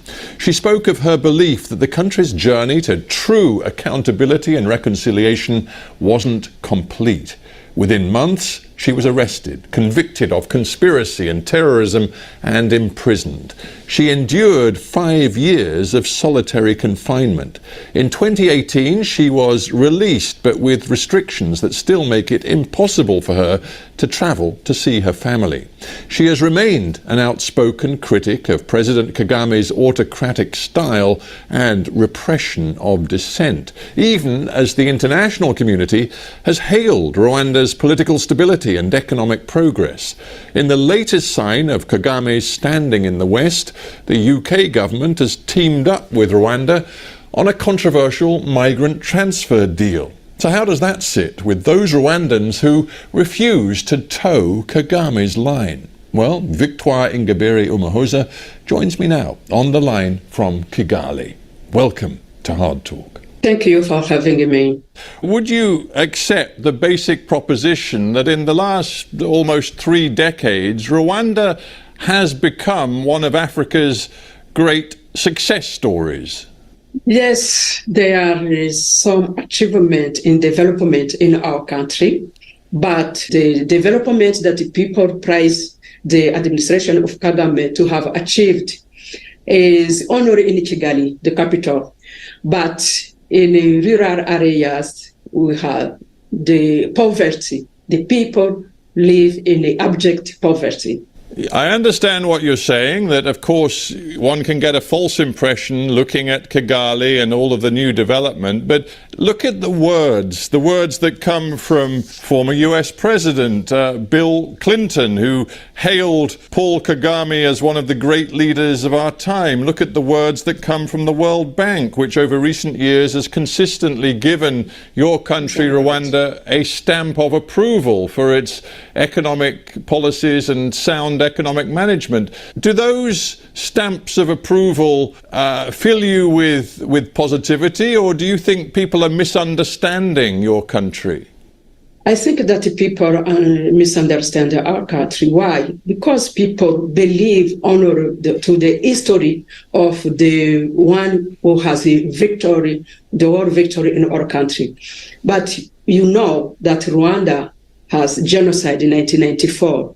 But before the genocide, during and after the genocide, there are also crimes against humanity committed in Rwanda. Until today, there is no process of the reconciliation. And if we are not reconciled in one nation, how can we build sustainable development? So if the people come in Rwanda and they stay in the capital, in Kigali, of course they can think that Rwanda is developed. But you know that Rwanda is among 25 poorest countries in the world. I just want to be clear about what you're saying. When you refer back, of course, to the terrible, unutterably terrible genocide of 94, which left so many hundreds of thousands of Rwandans dead, when you say that reconciliation has not been achieved, you seem to be sort of countering the reality of Rwanda. I mean, correct me if I'm wrong, but for 3 decades since then, Rwanda hasn't seen serious intercommunal violence. We've seen the Rwandan government pass various different laws and even change the constitution to ensure that there can be no ethnic basis for lawmaking in the country. And, you know, the government sends this message to the people that they must adhere to the message that all of the citizens are Rwandans first and foremost. So those are real achievements, are they not? No, it is not really the achievement, because we will achieve the effective reconciliation among Rwandans the day we accept to recognize all crimes committed in Rwanda, to remember all victims of our dark history, then harmonize our history, then we can build sustainable development in Rwanda. Then could build the reconciliation. Then could we build a nation based on trust, norms, and values. That is not the case today. And if people challenged the narrative of Rwanda government, they are labeled to be the denier genocide or genocide or the enemy of the country. So this is the sign that we have a long way to go to achieve the reconciliation if the government does not tolerate any critics regarding the reconciliation, the process of reconciliation in our country. I just wonder if you've changed your views in any way since 2010, because you'd been living in exile in Europe during the terrible genocide. You spent more years abroad, and then you came home in 2010 determined to build a political career. And in the first big speech you made back in Rwanda in 2010, you made a whole point of saying, look, we haven't gone far enough with the truth and reconciliation process, full accountability for what happened in our country. And as a result of what you said, you were put on trial and you were convicted of terrorism-related charges, and you spent more than 5 years in solitary confinement. Have you changed your views in any way or not? No, I didn't change my vision, because if we cannot achieve effective reconciliation, we can achieve sustainable development. If you take a look in our history, to exercise the power, to keep power, or to access to power, every time the politics used violence. because of the lack of democratic governance in our country. So I want that we change it. We change the way to keep power or to access to power, that we use really democratic ways. Yeah, but don't you accept the fundamental premise that Paul Kagame and the ruling RPF government have moved Rwanda beyond these arguments based on ethnicity and intercommunal tensions? You know, he has built a new country, has he not? It is not a new country. Rwanda stays Rwanda with our dark history that we have to recognize what happened. We have to recognize our victims. The ethnicity really is not the problem we have here in Rwanda. The problem we have in Rwanda is the lack of democratic governance in our country. If we can organize a dialogue between the Rwanda government and its dissident voice to set up institutions that can secure guarantee to everybody, I think we will have stability. But today we have so many refugees outside the country, and these refugees created the tension between Rwanda and the neighbors states because of the presence of the refugees in those countries. Yeah, we'll come back to relations with neighbours in a moment, but just sticking with what's happening to political dissidents, to opposition activists inside Rwanda right now. Let me just be clear about you. I mean, you were released from prison, granted clemency by Kagame some 4 or 5 years ago. You now have your own political party. We are looking toward presidential elections in 2024. Are you free and able to run against Kagame? No, I am not free to participate in an election except if I will be rehabilitated. I have started the process, and it is up to the regime of Kagame to accept that I will participate in the elections. But you have to see the problem we have in Rwanda. If you take a look at all presidential elections that was in Rwanda since 2003, all best opposition figures who could have competed with President Kagame were arrested. That is the problem. We have no room for opposition in Rwanda. I have seen that several high-profile opposition figures have been detained. Indeed, some have gone missing, some have been killed in recent years. And I'm looking at the detail particularly of a colleague of yours in your own party who was a key aide of yours, Anselm Mutuyimana, who was found dead in March 2019. What do you believe happened to him? We don't know, because he left my home. He was my assistant. He left the home, and the next day I received a call that he was killed. Until today, we asked the Rwanda Investigation Bureau to make investigation and to tell us what happened. But until today, there is no response from Rwanda Investigation Bureau. See, that the president, who has faced accusations not just from people such as yourself, but from US-based activist groups like Freedom House, from Human Rights Watch as well. He's faced a series of allegations of repression and abusive policy toward dissidents and opposition figures. He has described all of those claims as, quote, absolute rubbish and ridiculous. He says these accusations are the result of a superiority complex in the Western world. Do you think the Rwandan people accept what Kagame is saying? No, nobody believed what he said, because Anselm was killed. The coordinator of my political party was also stabbed to death when he was on his workplace. How he can say that it is supremacy? That's the reality we have in Rwanda. The human rights is really a big issue in our country. Regarding the restriction of political activity, regarding the curbing of civil liberties, the citizen participation in the decision making, and the freedom of expression. Today we have so many journalists and YouTubers who are in prison after they challenged the Rwanda narratives.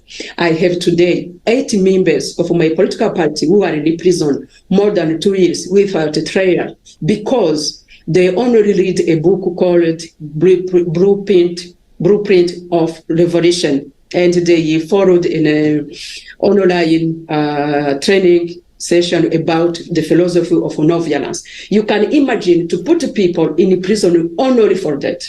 Yeah, I mean, it's not my job to make the case for President Kagame, but I am interested to see how he characterizes what happens to opponents. And we should say that, you know, bad things happen to opponents of his, not just inside Rwanda, but bad things have happened to some of his opponents outside the country as well, living in overseas locations. He says, and I'm quoting him now, when you betray the government of Rwanda, you betray the people of Rwanda. And the fact that some of these people opposing me live in exile has consequences. They are not at peace, and many of them die. But, he adds, they die from different causes.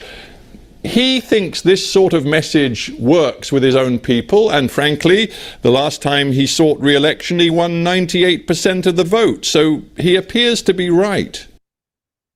Reka mpozinze ahangaha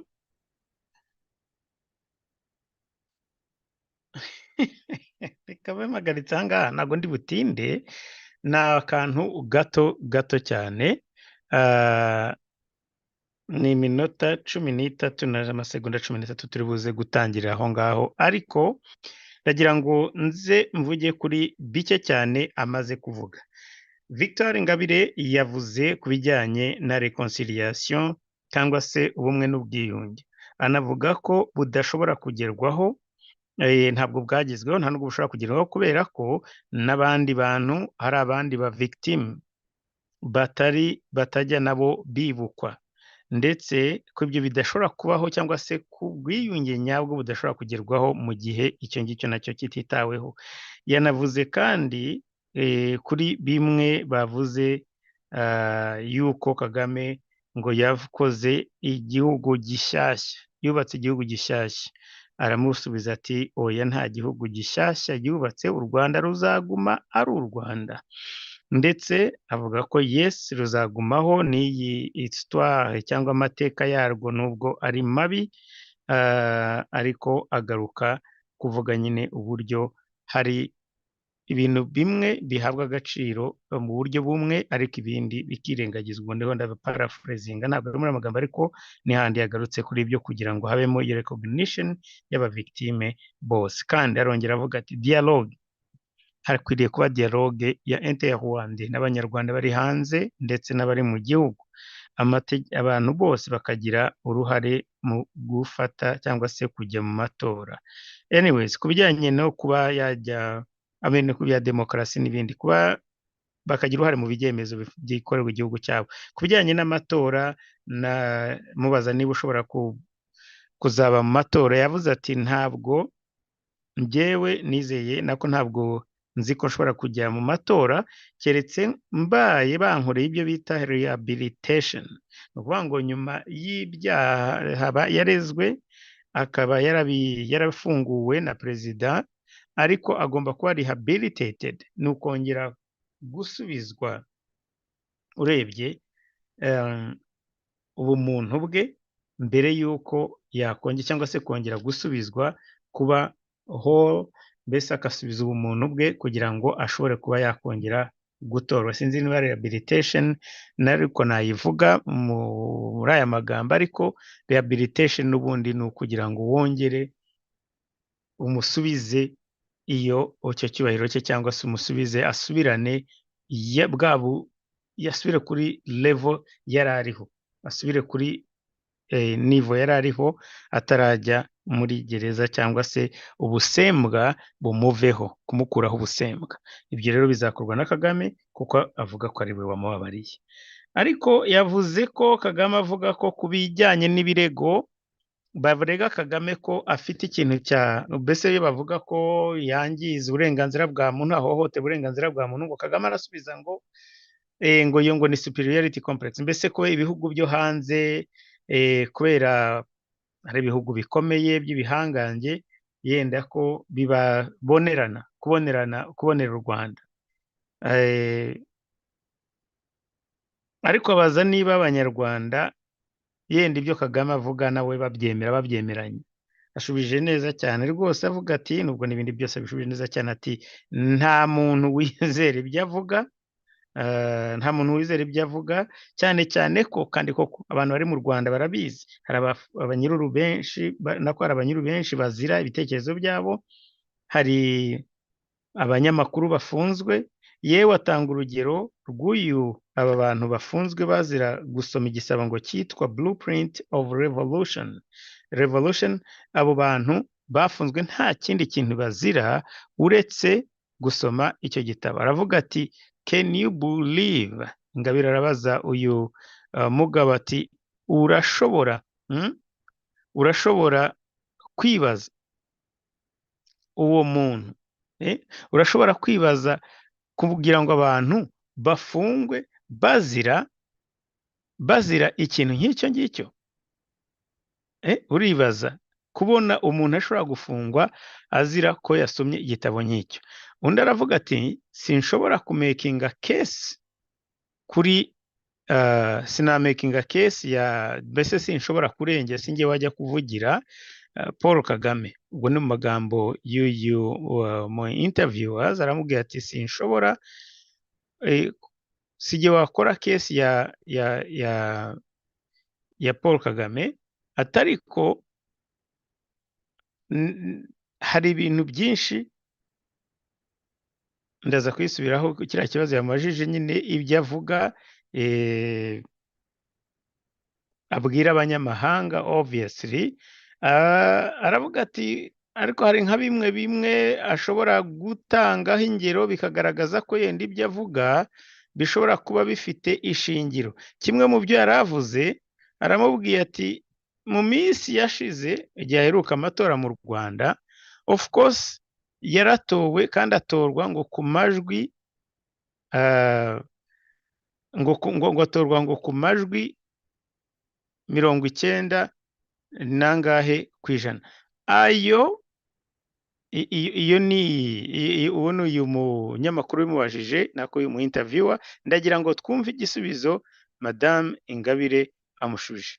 Ariko aravuze ati bimwe avuga yenda bifite n'ishingiro kubera ko yatowe na 98 kwijana. Reka twumve rero noneho ibyo Madame Victoire amushubije, ndiho ndagira ngo gusa ngo mvaneho noneho hagaragare ari ku ifoto ye nibura ariyo dushyiraho aho kugira ngo bikomeze kuba. Reka ndebe ko yenda nashyiraho iyi foto ya interview itari aho kugira ngo dukomeze gushyiraho iyi audio yonyine gusa, ariko nibura twe dufite iyi ni video murambabarira gatoya. Yes,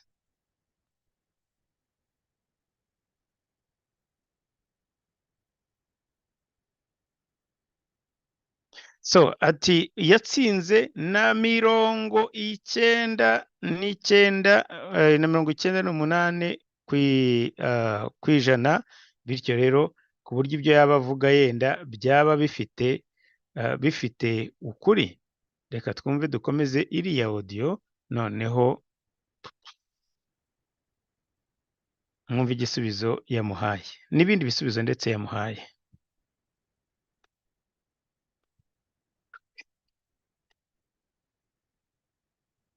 No, first I would say I don't know if you read the report of Human Rights Watch titled "Join Us or Die." That is the philosophy of the ruling party. You have to join them, or you don't to keep quiet, or you are dead. Secondly, if the President Kagame is so popular among Rwandans, why his political party does not accept to compete with the best placed opposition figures?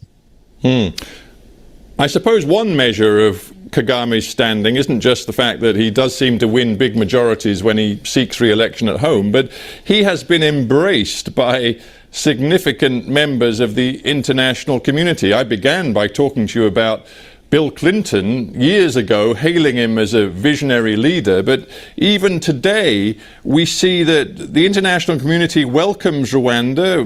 They welcome the fact Rwanda is a big participant in UN peacekeeping operations.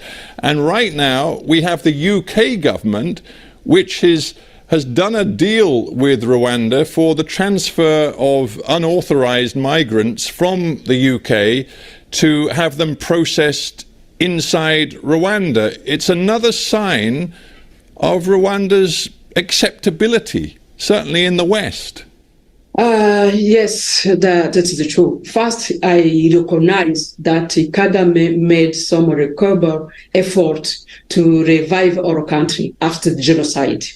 But as I say, there are some short where we fought, for example, education, or to build, in general, to build a sustainable development. And for example, they wanted to send the asylum seekers in Rwanda, but the resource of Rwanda is limited. So we cannot offer the well-being to those refugees. That's the first problem. The second, hang on. This is interesting, because when this proposal, and for those watching and listening around the world who aren't familiar with the proposal is that people who try to get into the United Kingdom in unauthorized ways, particularly via small boats crossing the English Channel from France, they will not have the opportunity to have their asylum claims heard in the UK. But if the British government gets its way, these people will be deported direct to Rwanda, where they will be processed in Rwanda. And if they are granted asylum, they will then settle permanently in Rwanda. Boris Johnson, when the ruling Conservative government first came up with this idea, Boris Johnson, former Prime Minister, said that this was a great idea because Rwanda is a place where asylum seekers could prosper and thrive. Are you saying he's wrong? No, it's wrong. It's very wrong. Rwanda is a poor country. Rwanda cannot offer the well-being to those refugees. I will give a simple example. We have refugees from Congo who has been in Rwanda more than 20 years. They are still in the camp, refugees camp, more than 20 years. Few of them can be integrated in our society because Rwanda has limited resources. If those refugees will be sent in Rwanda, Rwanda has no possibility, no means to offer to them. You know, I think that the British government will fund this deal more than 5 years. But after 5 years, what will happen to the people will be sent in Rwanda? Because these people, they're traveling in the UK because they are looking for the well-being. They are looking for freedom. But they think they cannot find in our country. And the new treaty, I saw that the new treaty saying that some lawyers will be sent in Rwanda to assist the authority in Rwanda to assess the asylum claims. But I don't think the problem is only that. The problem is not assessing the asylum claims, but also the problem of human rights in Rwanda. I remember that the Supreme Court in the UK ruled that the human rights is a big issue in Rwanda.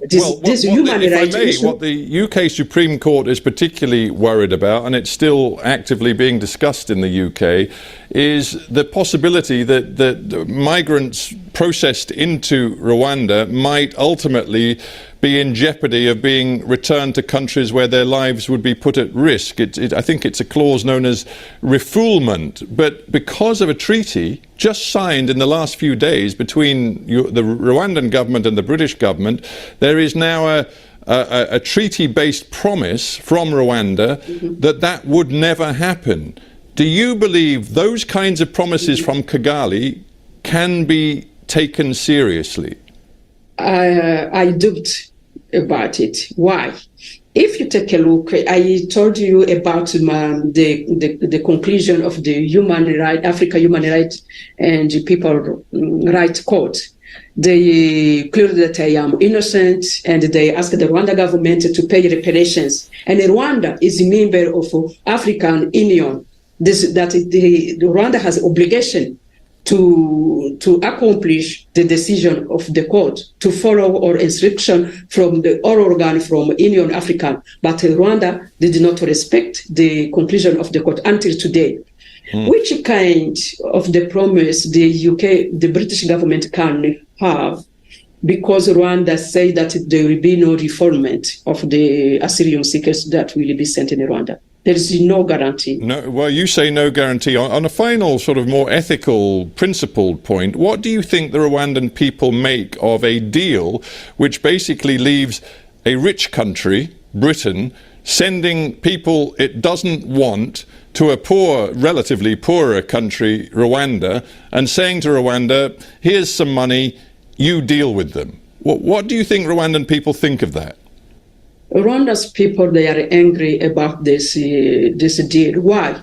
Since 2020, the government of Rwanda destroyed the homes of poor people in Kigali. That is the problem. We thought they destroyed these homes without reparation, without expropriation. And we have the law that allowed people to be moved in their property, but they have to be paid for that. But the Rwanda government destroyed their home without expropriation. And today, there's people there saying how our government will receive the refugees from outside, from a rich country like the UK. And we thought that our government accept to pay us or appropriated that were destroyed. This they are angry. They say before that the Rwanda government accepted to receive these refugees, they have first to resolve our problem. We are the people of Rwanda. The Rwanda government has obligation for our well-being. So they are angry against this deal. A final thought, if I may. Throughout this conversation, you've cast doubt on President Kagame's claim to be doing the best for the Rwandan people and for rebuilding Rwanda in a way that has put the genocide of '94 far behind it. You seem to be suggesting that that isn't really what is happening and that there are many problems with Kagame's rule. But the fact is, you've spent most of the last 18 years or so in prison. You seem to have no prospect of being able to stand against Kagame, and he seems to have every prospect of winning re-election in 2024. You've made enormous sacrifices for your stand, including not seeing your own children grow up because they've been in exile and you've largely been in prison. Do you regret your decisions, and do you think it may be time to give up your political fight?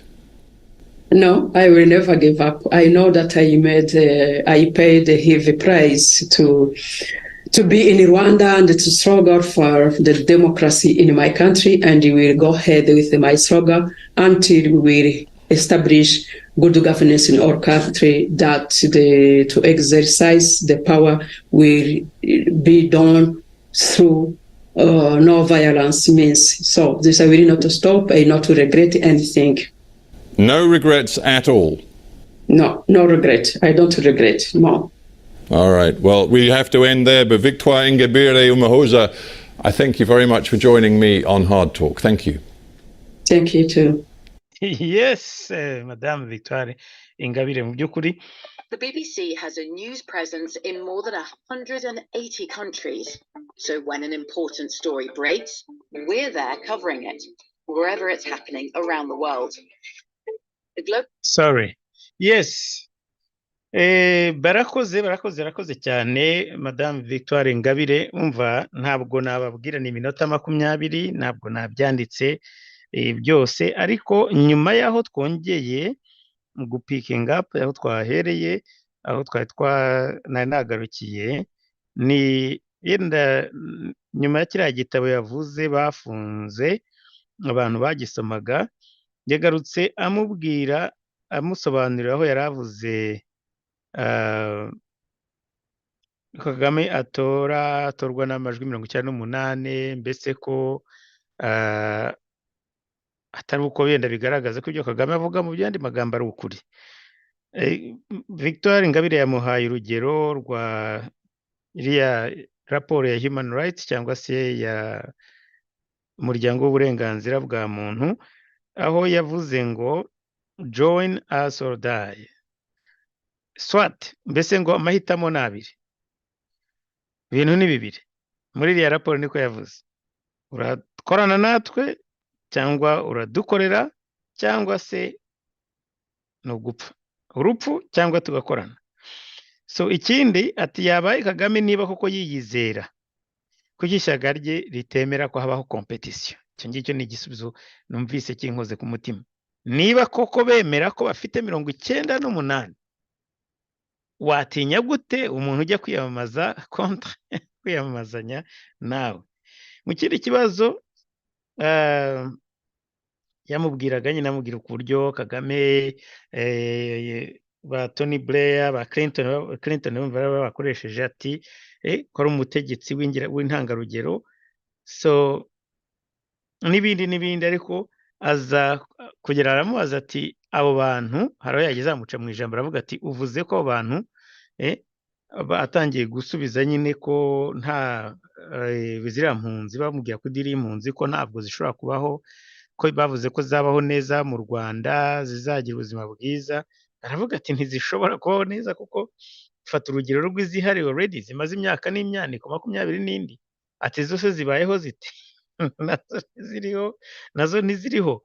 None se izo mu Bwongereza zo zikizere ni iki? Ati nta kigenda, n'abanyarwanda barakennye n'igihugu kirakennye, nta kizere mu by'ukuri gihari. Arongera ariko aramubwira ati hari ibintu banditse, amasezerano leta y'u Rwanda yanditse treaty, iriya amasezerano yanditse u Rwanda rwasezeranye ko abo bantu batazigera bajya mu bihugu baturutsemo cyangwa se ko bazabaho neza. Ati wowe urabyizera? Aramubwira ati ntabwo nabyizera kuko u Rwanda nyine ibyo by'amategeko ntabwo babishyira, ntabyo bashyira mu bikorwa. Amuha urugero rw'urukiko yagiye kuburana muri Human Rights Court of Justice yo muri Afurika, urukiko rw'uburenganzira bwa muntu muri Afurika, akarutsinda rukavuga ko ari umwere, ariko uyu munsi se bigeze hari agaciro baha ibyo byemezo by'urukiko? Ubwo nabyo yabitangagaho urugero. Yongeye kumubaza ati abanyarwanda batekereza bate kuri iyi deal cyangwa se kuri aya masezerano y'Ubwongereza gushaka kuzana impunzi mu Rwanda? Mubwiye ati barayanze, baranarakaye ndetse barababaye. Ati cyane cyane ko bamwe muri bo babyibuka ko ejo bundi hari abanyarwanda muri bo ndetse basenyewe amazu bakoherezwa nta ngurane, bakarukanwa mu mazu yabo nta ngurane. None ukazana abanyamahanga b'igihugu cy'abakire bukabavuga ko ugiye kubakomodetinga cyangwa se ubashyira mu mazu. Anyways, aramubaje ati se mu by'ukuri ko wakomeje kugenda uvuga uti ati Kagame iyi narrative yo kuvuga ngo yubatse u Rwanda, ibintu yagezeho n'ibindi byinshi, bagiye uvuga ko yenda bitari nk'uko biri, atari ko wararwanye wagize uko ushoboye kose, ariko urafungwa, utanga igiciro gikomeye cyane kirimo gufungwa nyine muri gereza. Ati yenda ntibyaba bigeze igihe ngo umanike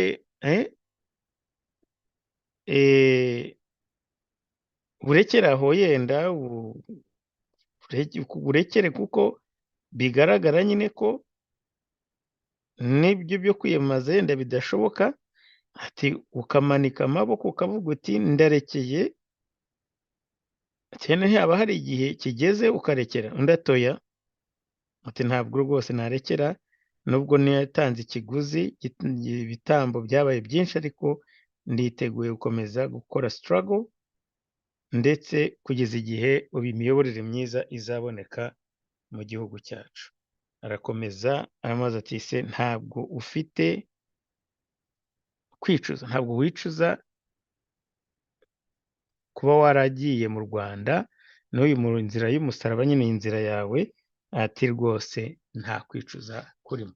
Muri make ibi nibyo nshobora kubabwira muri aka kanya, ariko interview mwayumvise yari nziza cyane kuri iyi abumva icyongereza aho mwebwe mwumvise byinshi ariko batumva icyongereza nahisemo kubabwira bimwe muri ibi kugira ngo nyine namwe duse naho tujyana.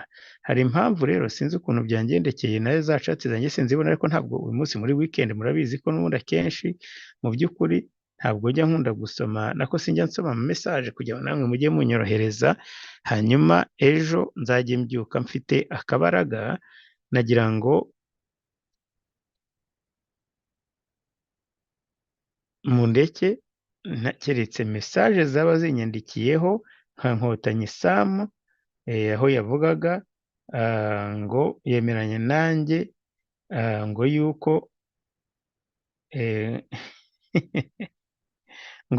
ngo nindekeraho gufana sinzi Inkotanyi Sam ibyo avuga gufana ubwo yenda no kuvuga kuri Perezida Tshisekedi ariko nyabona muraza kunyihanganira uyu nuko yanditseho message isa naho ivuga ko ari @jp kandi nzongera kubasaba muzajye mubyandika muri ubu buryo kugira ngo nanjye nzajye nshobora kuza gusoma izi message zose ariko kuri ubu ndagira ngo mbasabe imbabazi bisegureho ibaye 3:30 ku masaha yacu ejo bundi ejo nako nzaze mfite akabaraga dutangira icyumweru cyose ariko Karemera Floribert yavuze ati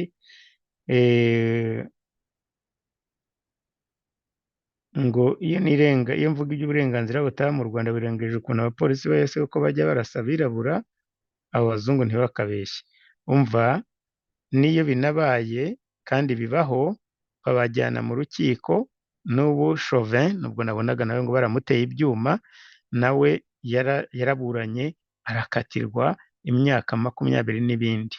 Ese uwarashe Gasakure ari hehe? Uwarashe Kizito Mihigo ari hehe? Ese abishe Mohamed nawe ari hehe?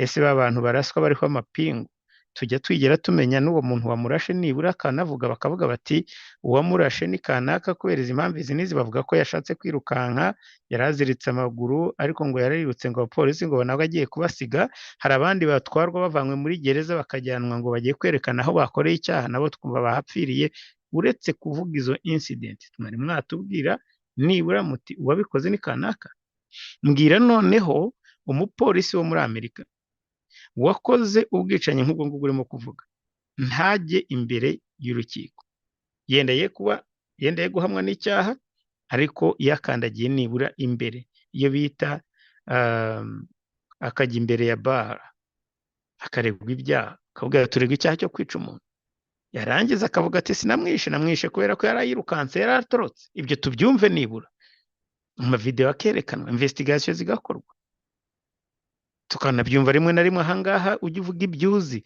kuko baravuga bati mu gihe tugikora investigation uwo muntu ari mu byo bita leave without pay no kuvuga ngo ari mu kiruhuko investigation zigakorwa adahembwa iwanyu twari twamenya n'umwe nibura ngo batubwire bati uyu ni kanaka wakoze iryo bara ese badge wari uzi ko bayambarira iki badge y'akazi n'amazina yerekana ko ni fonctionnaire n'umukozi wa leta dukwiriye kumenya abari bo n'igihe bibaye tukamenya niyo badge number nimero ya badge ye kugira ngo ibintu by'umuntu akora tumenye ngo niba Floribert yarashe umwirabura cyangwa se umuturage uyu munsi cyangwa umunyururu ni badge niyo nimero kangahe yitwa Floribert badge 00 kanguhe nimero 1500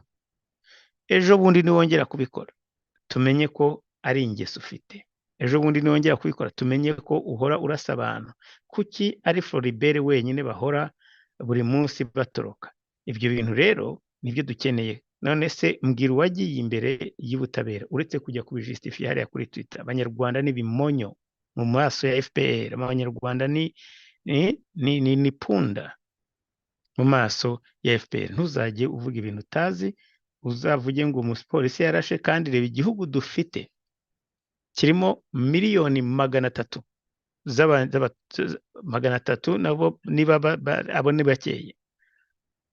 Iyo story mujya mwumva ngo umuntu yarashwe ibera muri Wisconsin, hariya aho herutse kubera ya George Floyd, ikabera muri Wisconsin, isi California bagakora imyigaragambyo, Boston bagakora imyigaragambyo, New York bagakora imyigaragambyo against the police, Washington bagakora imyigaragambyo.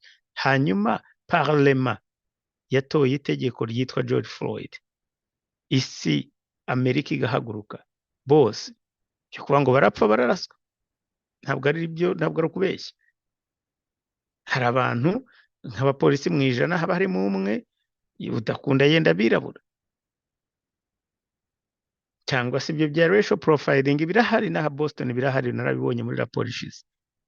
Hari ikigereranyo wagereranya n'u Rwanda? None kugereranya inka n'imbwa amene n'ingurube ntaho bihuriye rwose. Ibyo byo ushaka kuvuga uravuga ibintu utazi. Ariko iyo bibaye twebwe kamera zirabifata, bagomba kwerekana, bakerekana televiziyo zose zikabivuga, aba activiste bagakora. Noneho kubera ko byahawe iyo platform, mwege mukavuga ko byacitse abirabura ngaho muri Amerika, mbese ko nkaho na polisi shujya munsi y'umugunguzi. Ntabwo ariko bimeze, nabusa. Ntabwo dufite ubwoba bwa polisi, turazihamagara iyo dufite ikibazo. Ntabwo ari kimwe no mu Rwanda, ubuzi ko ari abantu bagiye kukwica. Mu Rwanda n'uwashaka gukiza wakwibaza ko ari uje kukwica. Nta sano, ntaho bihuriye. Tuzongere rero kuvuga ibintu nk'ibyo ngibyo. Ariko hari akantu kamwe umuntu yanyoherereje gashekeje ariko ngo itegeko ryo mu Bwongereza ryo kuvuga ngo batore bemeza ko u Rwanda reka zababwire iri tegeko, reka nibashyireho kuko mwagira ngo Jean Paul yenda ibintu yabihimbye. Ndakubwiye ngo mwavuga ati yenda ngo n'urwango mfitiye u Rwanda kwa kundi muba muvuga ngo iri tegeko ryo kuvuga ngo twemeze ko u Rwanda ari safe, ko rutekanye, ngo bose bagomba kwemeza ko ruri safe. Mwarabyibuka kandi reka nzi nabyo mbibashyireho ko mu nabyo iyi ni reaction y'iryo tegeko bashaka gushyiraho. 1 second. So ni wakoze kandi uwo wabinyoherereje biteye ubwoba. Mu gihe ariko ntarabishyiraho, oh Lord, ntabwo nshaka ibintu by'abantu baba bavuga ngo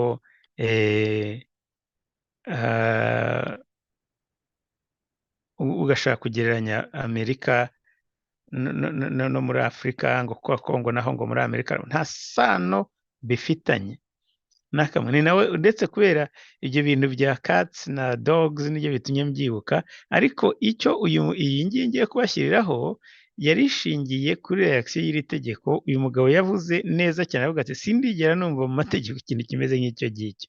Reka noneho ariko bisibyo ibi ni ukubibutsa, ariko ndashaka kwereka reaction abongereza bagize nyuma yo kumva ko hari itegeko ryo kuvuga ngo kudeklara u Rwanda ko ruri safe.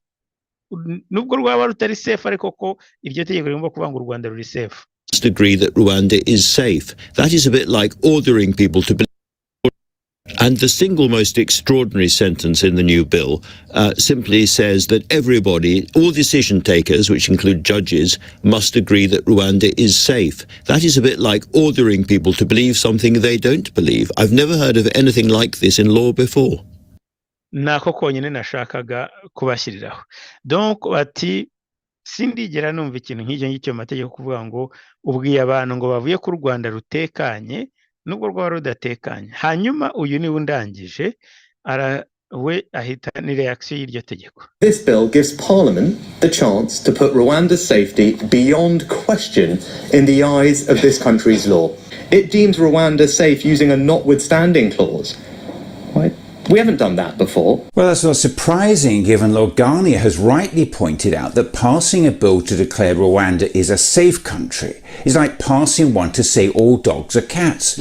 The Prime Minister wants to put into law something we all know is simply not true. Wow. He wants to legislate a lie. It's like me saying I'm James Bond and the Prime Minister passing a new law to say it's true. Passing a bill to say Rwanda is safe doesn't make it safe. It's utter insanity. It disapplies relevant sections of the Human Rights Act. Just listen to that again. It disapplies relevant sections of the Human Rights Act. Yes, an act of parliament that breaches international law is still valid domestic law, but it will still remain a breach of international law. So imagine the shock for the Prime Minister when he finds out being valid domestic law is not an excuse for a government to breach international law. And whilst the emergency bill stops short of leaving or disapplying the European Convention on Human Rights in its entirety, the Prime Minister himself has actually admitted it was the Kigali government which stressed the need for the UK's legislation to be compatible with international law. Just think about that. Rwanda is now having to tell the UK government it must observe international law in human rights. How do we allow our country to get to this point? We clearly have a problem with human rights law in this country that is making it difficult for us to achieve our objectives. The Prime Minister has made clear what may come next. But of course, even with this new law here at home, we could still face challenges from the European Court of Human Rights in Strasbourg. So let me repeat what I said 2 weeks ago. I will not allow a foreign court to block these flights. If the Strasbourg court chooses to intervene against the express wishes of our sovereign parliament, I will do what is necessary to get flights off. It's a clear threat from the Prime Minister. He's willing to join countries like Russia and Belarus outside the European Convention on Human Rights if he doesn't get his way. Remember, the ECHR protects our right to a fair trial, freedom of assembly and expression, the right to participate in free elections, freedom of religion, freedom from discrimination, the right to privacy, freedom from torture and degrading treatment. And the argument we could just leave and use Brexit freedoms to create our own Bill of Rights presupposes we can actually trust the government implementing it with our human rights in the first place. How can we possibly trust this government with our human rights when it's already trying to curtail our human rights under the existing convention we're already a part of? Over the past 12 months, this government has locked millions of people out of the electoral process. It's stripped back our right to protest, limited our rights to judicial review, and robbed millions of workers of their democratic right to speak. Well. Does that sound like a government we can trust with our human rights? Aba bantu iragiye no kurangira yenda bamwe n'amasegonda 20 asigaye reka nyareke muyumve. Namaze kuyikuraho kuri share. I'm so sorry. Kubumva icyongereza bo nzayibasubirizaho ejo n'abandi batacyumva nzayibasobanurira ejo, ariko ibi bintu biteye ubwoba ariko kuba ikintu cyatumye nyibashyiriraho ntimumbaze ibyo bavuze byose. Naha hantu bavuze ngo kudeklara u Rwanda ngo abantu bose bemeze ko u Rwanda ruri safe, ko rutekanye, ngo gutora itegeko kabara gutarizere ko agihari, ati gutora itegeko rivuga ko u Rwanda rutekanye cyangwa se ari safe ku bijyanye n'izi mpunzi, ni kimwe no gutora itegeko ryemeza ko ngo imbwa zose zibaye injangwe. Biriya bintu byanyishe nako. Donc ntibishoboka, ntabwo ushobora gukora imbwa ngo ibe injangwe ngo kubera ko gusa wanditse mu gitabo ngo imbwa ibaye injangwe. Nzayigaruka hejo, reka ne kuvuga byinshi kuri iyi ariko ndibaza ko namwe ibi byabashekeje. Donc ntibishoboka, nta kintu gishobora kugira u Rwanda safe, not because mwabitoye, nope. Hanyuma well, thank you Lavina. Kuki batabijyana muri India nubwo nsomye yenda bitanyerekeye, ariko utabahinde bameze nk'abaswahili kuko ibintu byo gupfundikanya no kurya za ruswa n'utuntu twabo. Cuba indorerezi njyewe nagize navuze ndetse aba bagabo ko njya numva ko bazi ibintu by'imibare, bazi ibintu bya technology. Eske burya mu bindi bintu bya common sense ni bari inyuma bigeze aha ngaha? Bibaho? Cyangwa hari abantu bashaka ku expose bakamwishyira bakerekana ko ari fake? Africa Monitor, nawe ndemeranya nawe. How low can he go? Anyways, ibi byose rero birakwereka ukuntu uyu Kagame naba muri inyuma ibintu ndakurahiye ibizakurikira nyuma y'ibi ngibi muzamubibona. Iyi guverinoma y'abakonservative uyu premier ministre natagenda ubuso wa gatatu ari ugiye tuzaba tubireba. Ikindi intore ko polisi yose ibikoze ubikora ku giti cye ariko polisi mu Rwanda bo barasa abanyarwanda kuri order. Urakoze cyane Levi. Ubwo rero wabibazaga nizere ko icyo gifobagane cyabyumvise. Anyways, Chize Meline uti uranyandikira ngo bishe Ben Rutabana bari hehe? Chize Meline sinzi aho ubi iki ngiki cyaho gihuriye n'iki kiganiro. N'ubushize hari umuntu na brote kubera izi cyangwa se kubera nyine kujya uzana parapara mu kiganiro, kuko iyo topic ntabwo nibaza ko hari aho ihuriye naho n'iki kiganiro.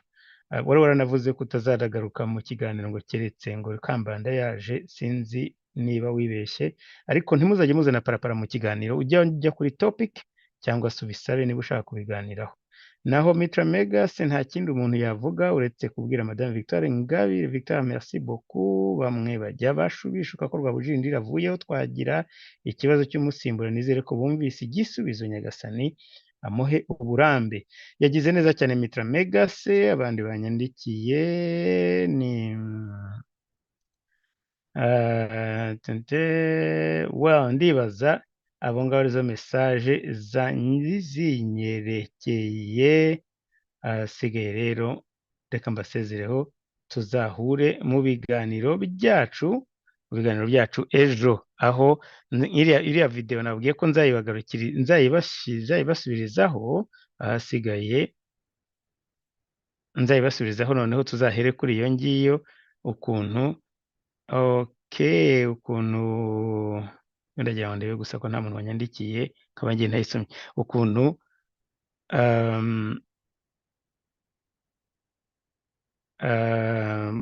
ukuntu mbabarire Emeline, keretse niba ufite ibindi bikugenza, kuko biragaragara ko ufite agenda yawe idafite aho ihuriye n'ibiganiro, ariko ntabwo ndibikwemerera. Hanyuma rero iyi audio y'ejo tuzayiheraho, aho bavuga ko bakaborogota bashaka ko ngo gutegeka kwemeza ko imbwa zose zibaye injangwe.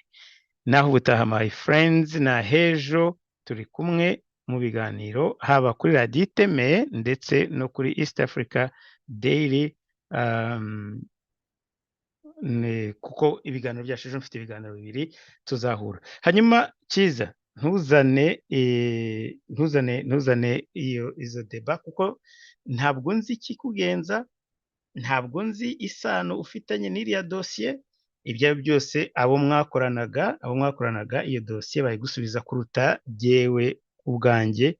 Ubwo rero reka uretse abantu bo muri RNC nibo bavuga ko bavugisha ukuri. Uzagenda ubaze abo bantu bo muri RNC bazabigusobanurira niba utarashimwe n'ibyo bakubwiye. Ubwo hasigaye birumvikana ko ufite ibindi, ariko ndakubwiye ko izo parapara zawe ntabwo zizakunda kukuburokaho n'ubundi nongera kuzana ibintu bitari definitely bitahuye, kubera ko nzi ko n'ubundi protest zawe warazikoze, nzahita nkuburoka. Ibyo byo ndabigusezeraniye. Noneho rero ubwo niba uri kumwe na Sorina, ubwo muzakomeze nyine ndibaza ko ibyo ngibyo yenda muzakomeza mukabyetenteyininga kuri channel yanyu. Bavandimwe, na hejo rero turi kumwe, kandi Kaborogota, Burundi, bamatse ibihugu. Anyways, ndumva message zinyerekeye zose nazisomye. Nejo nzabasaba kugira ngo nushaka kunsoma message yawe uzajye untaginga, kugira ngo tugabanye rimwe, no kugira ngo ntatinda mu makona njye nsoma message itwerekeye cyangwa se inyerekeye. Bavandimwe, good night, na hejo.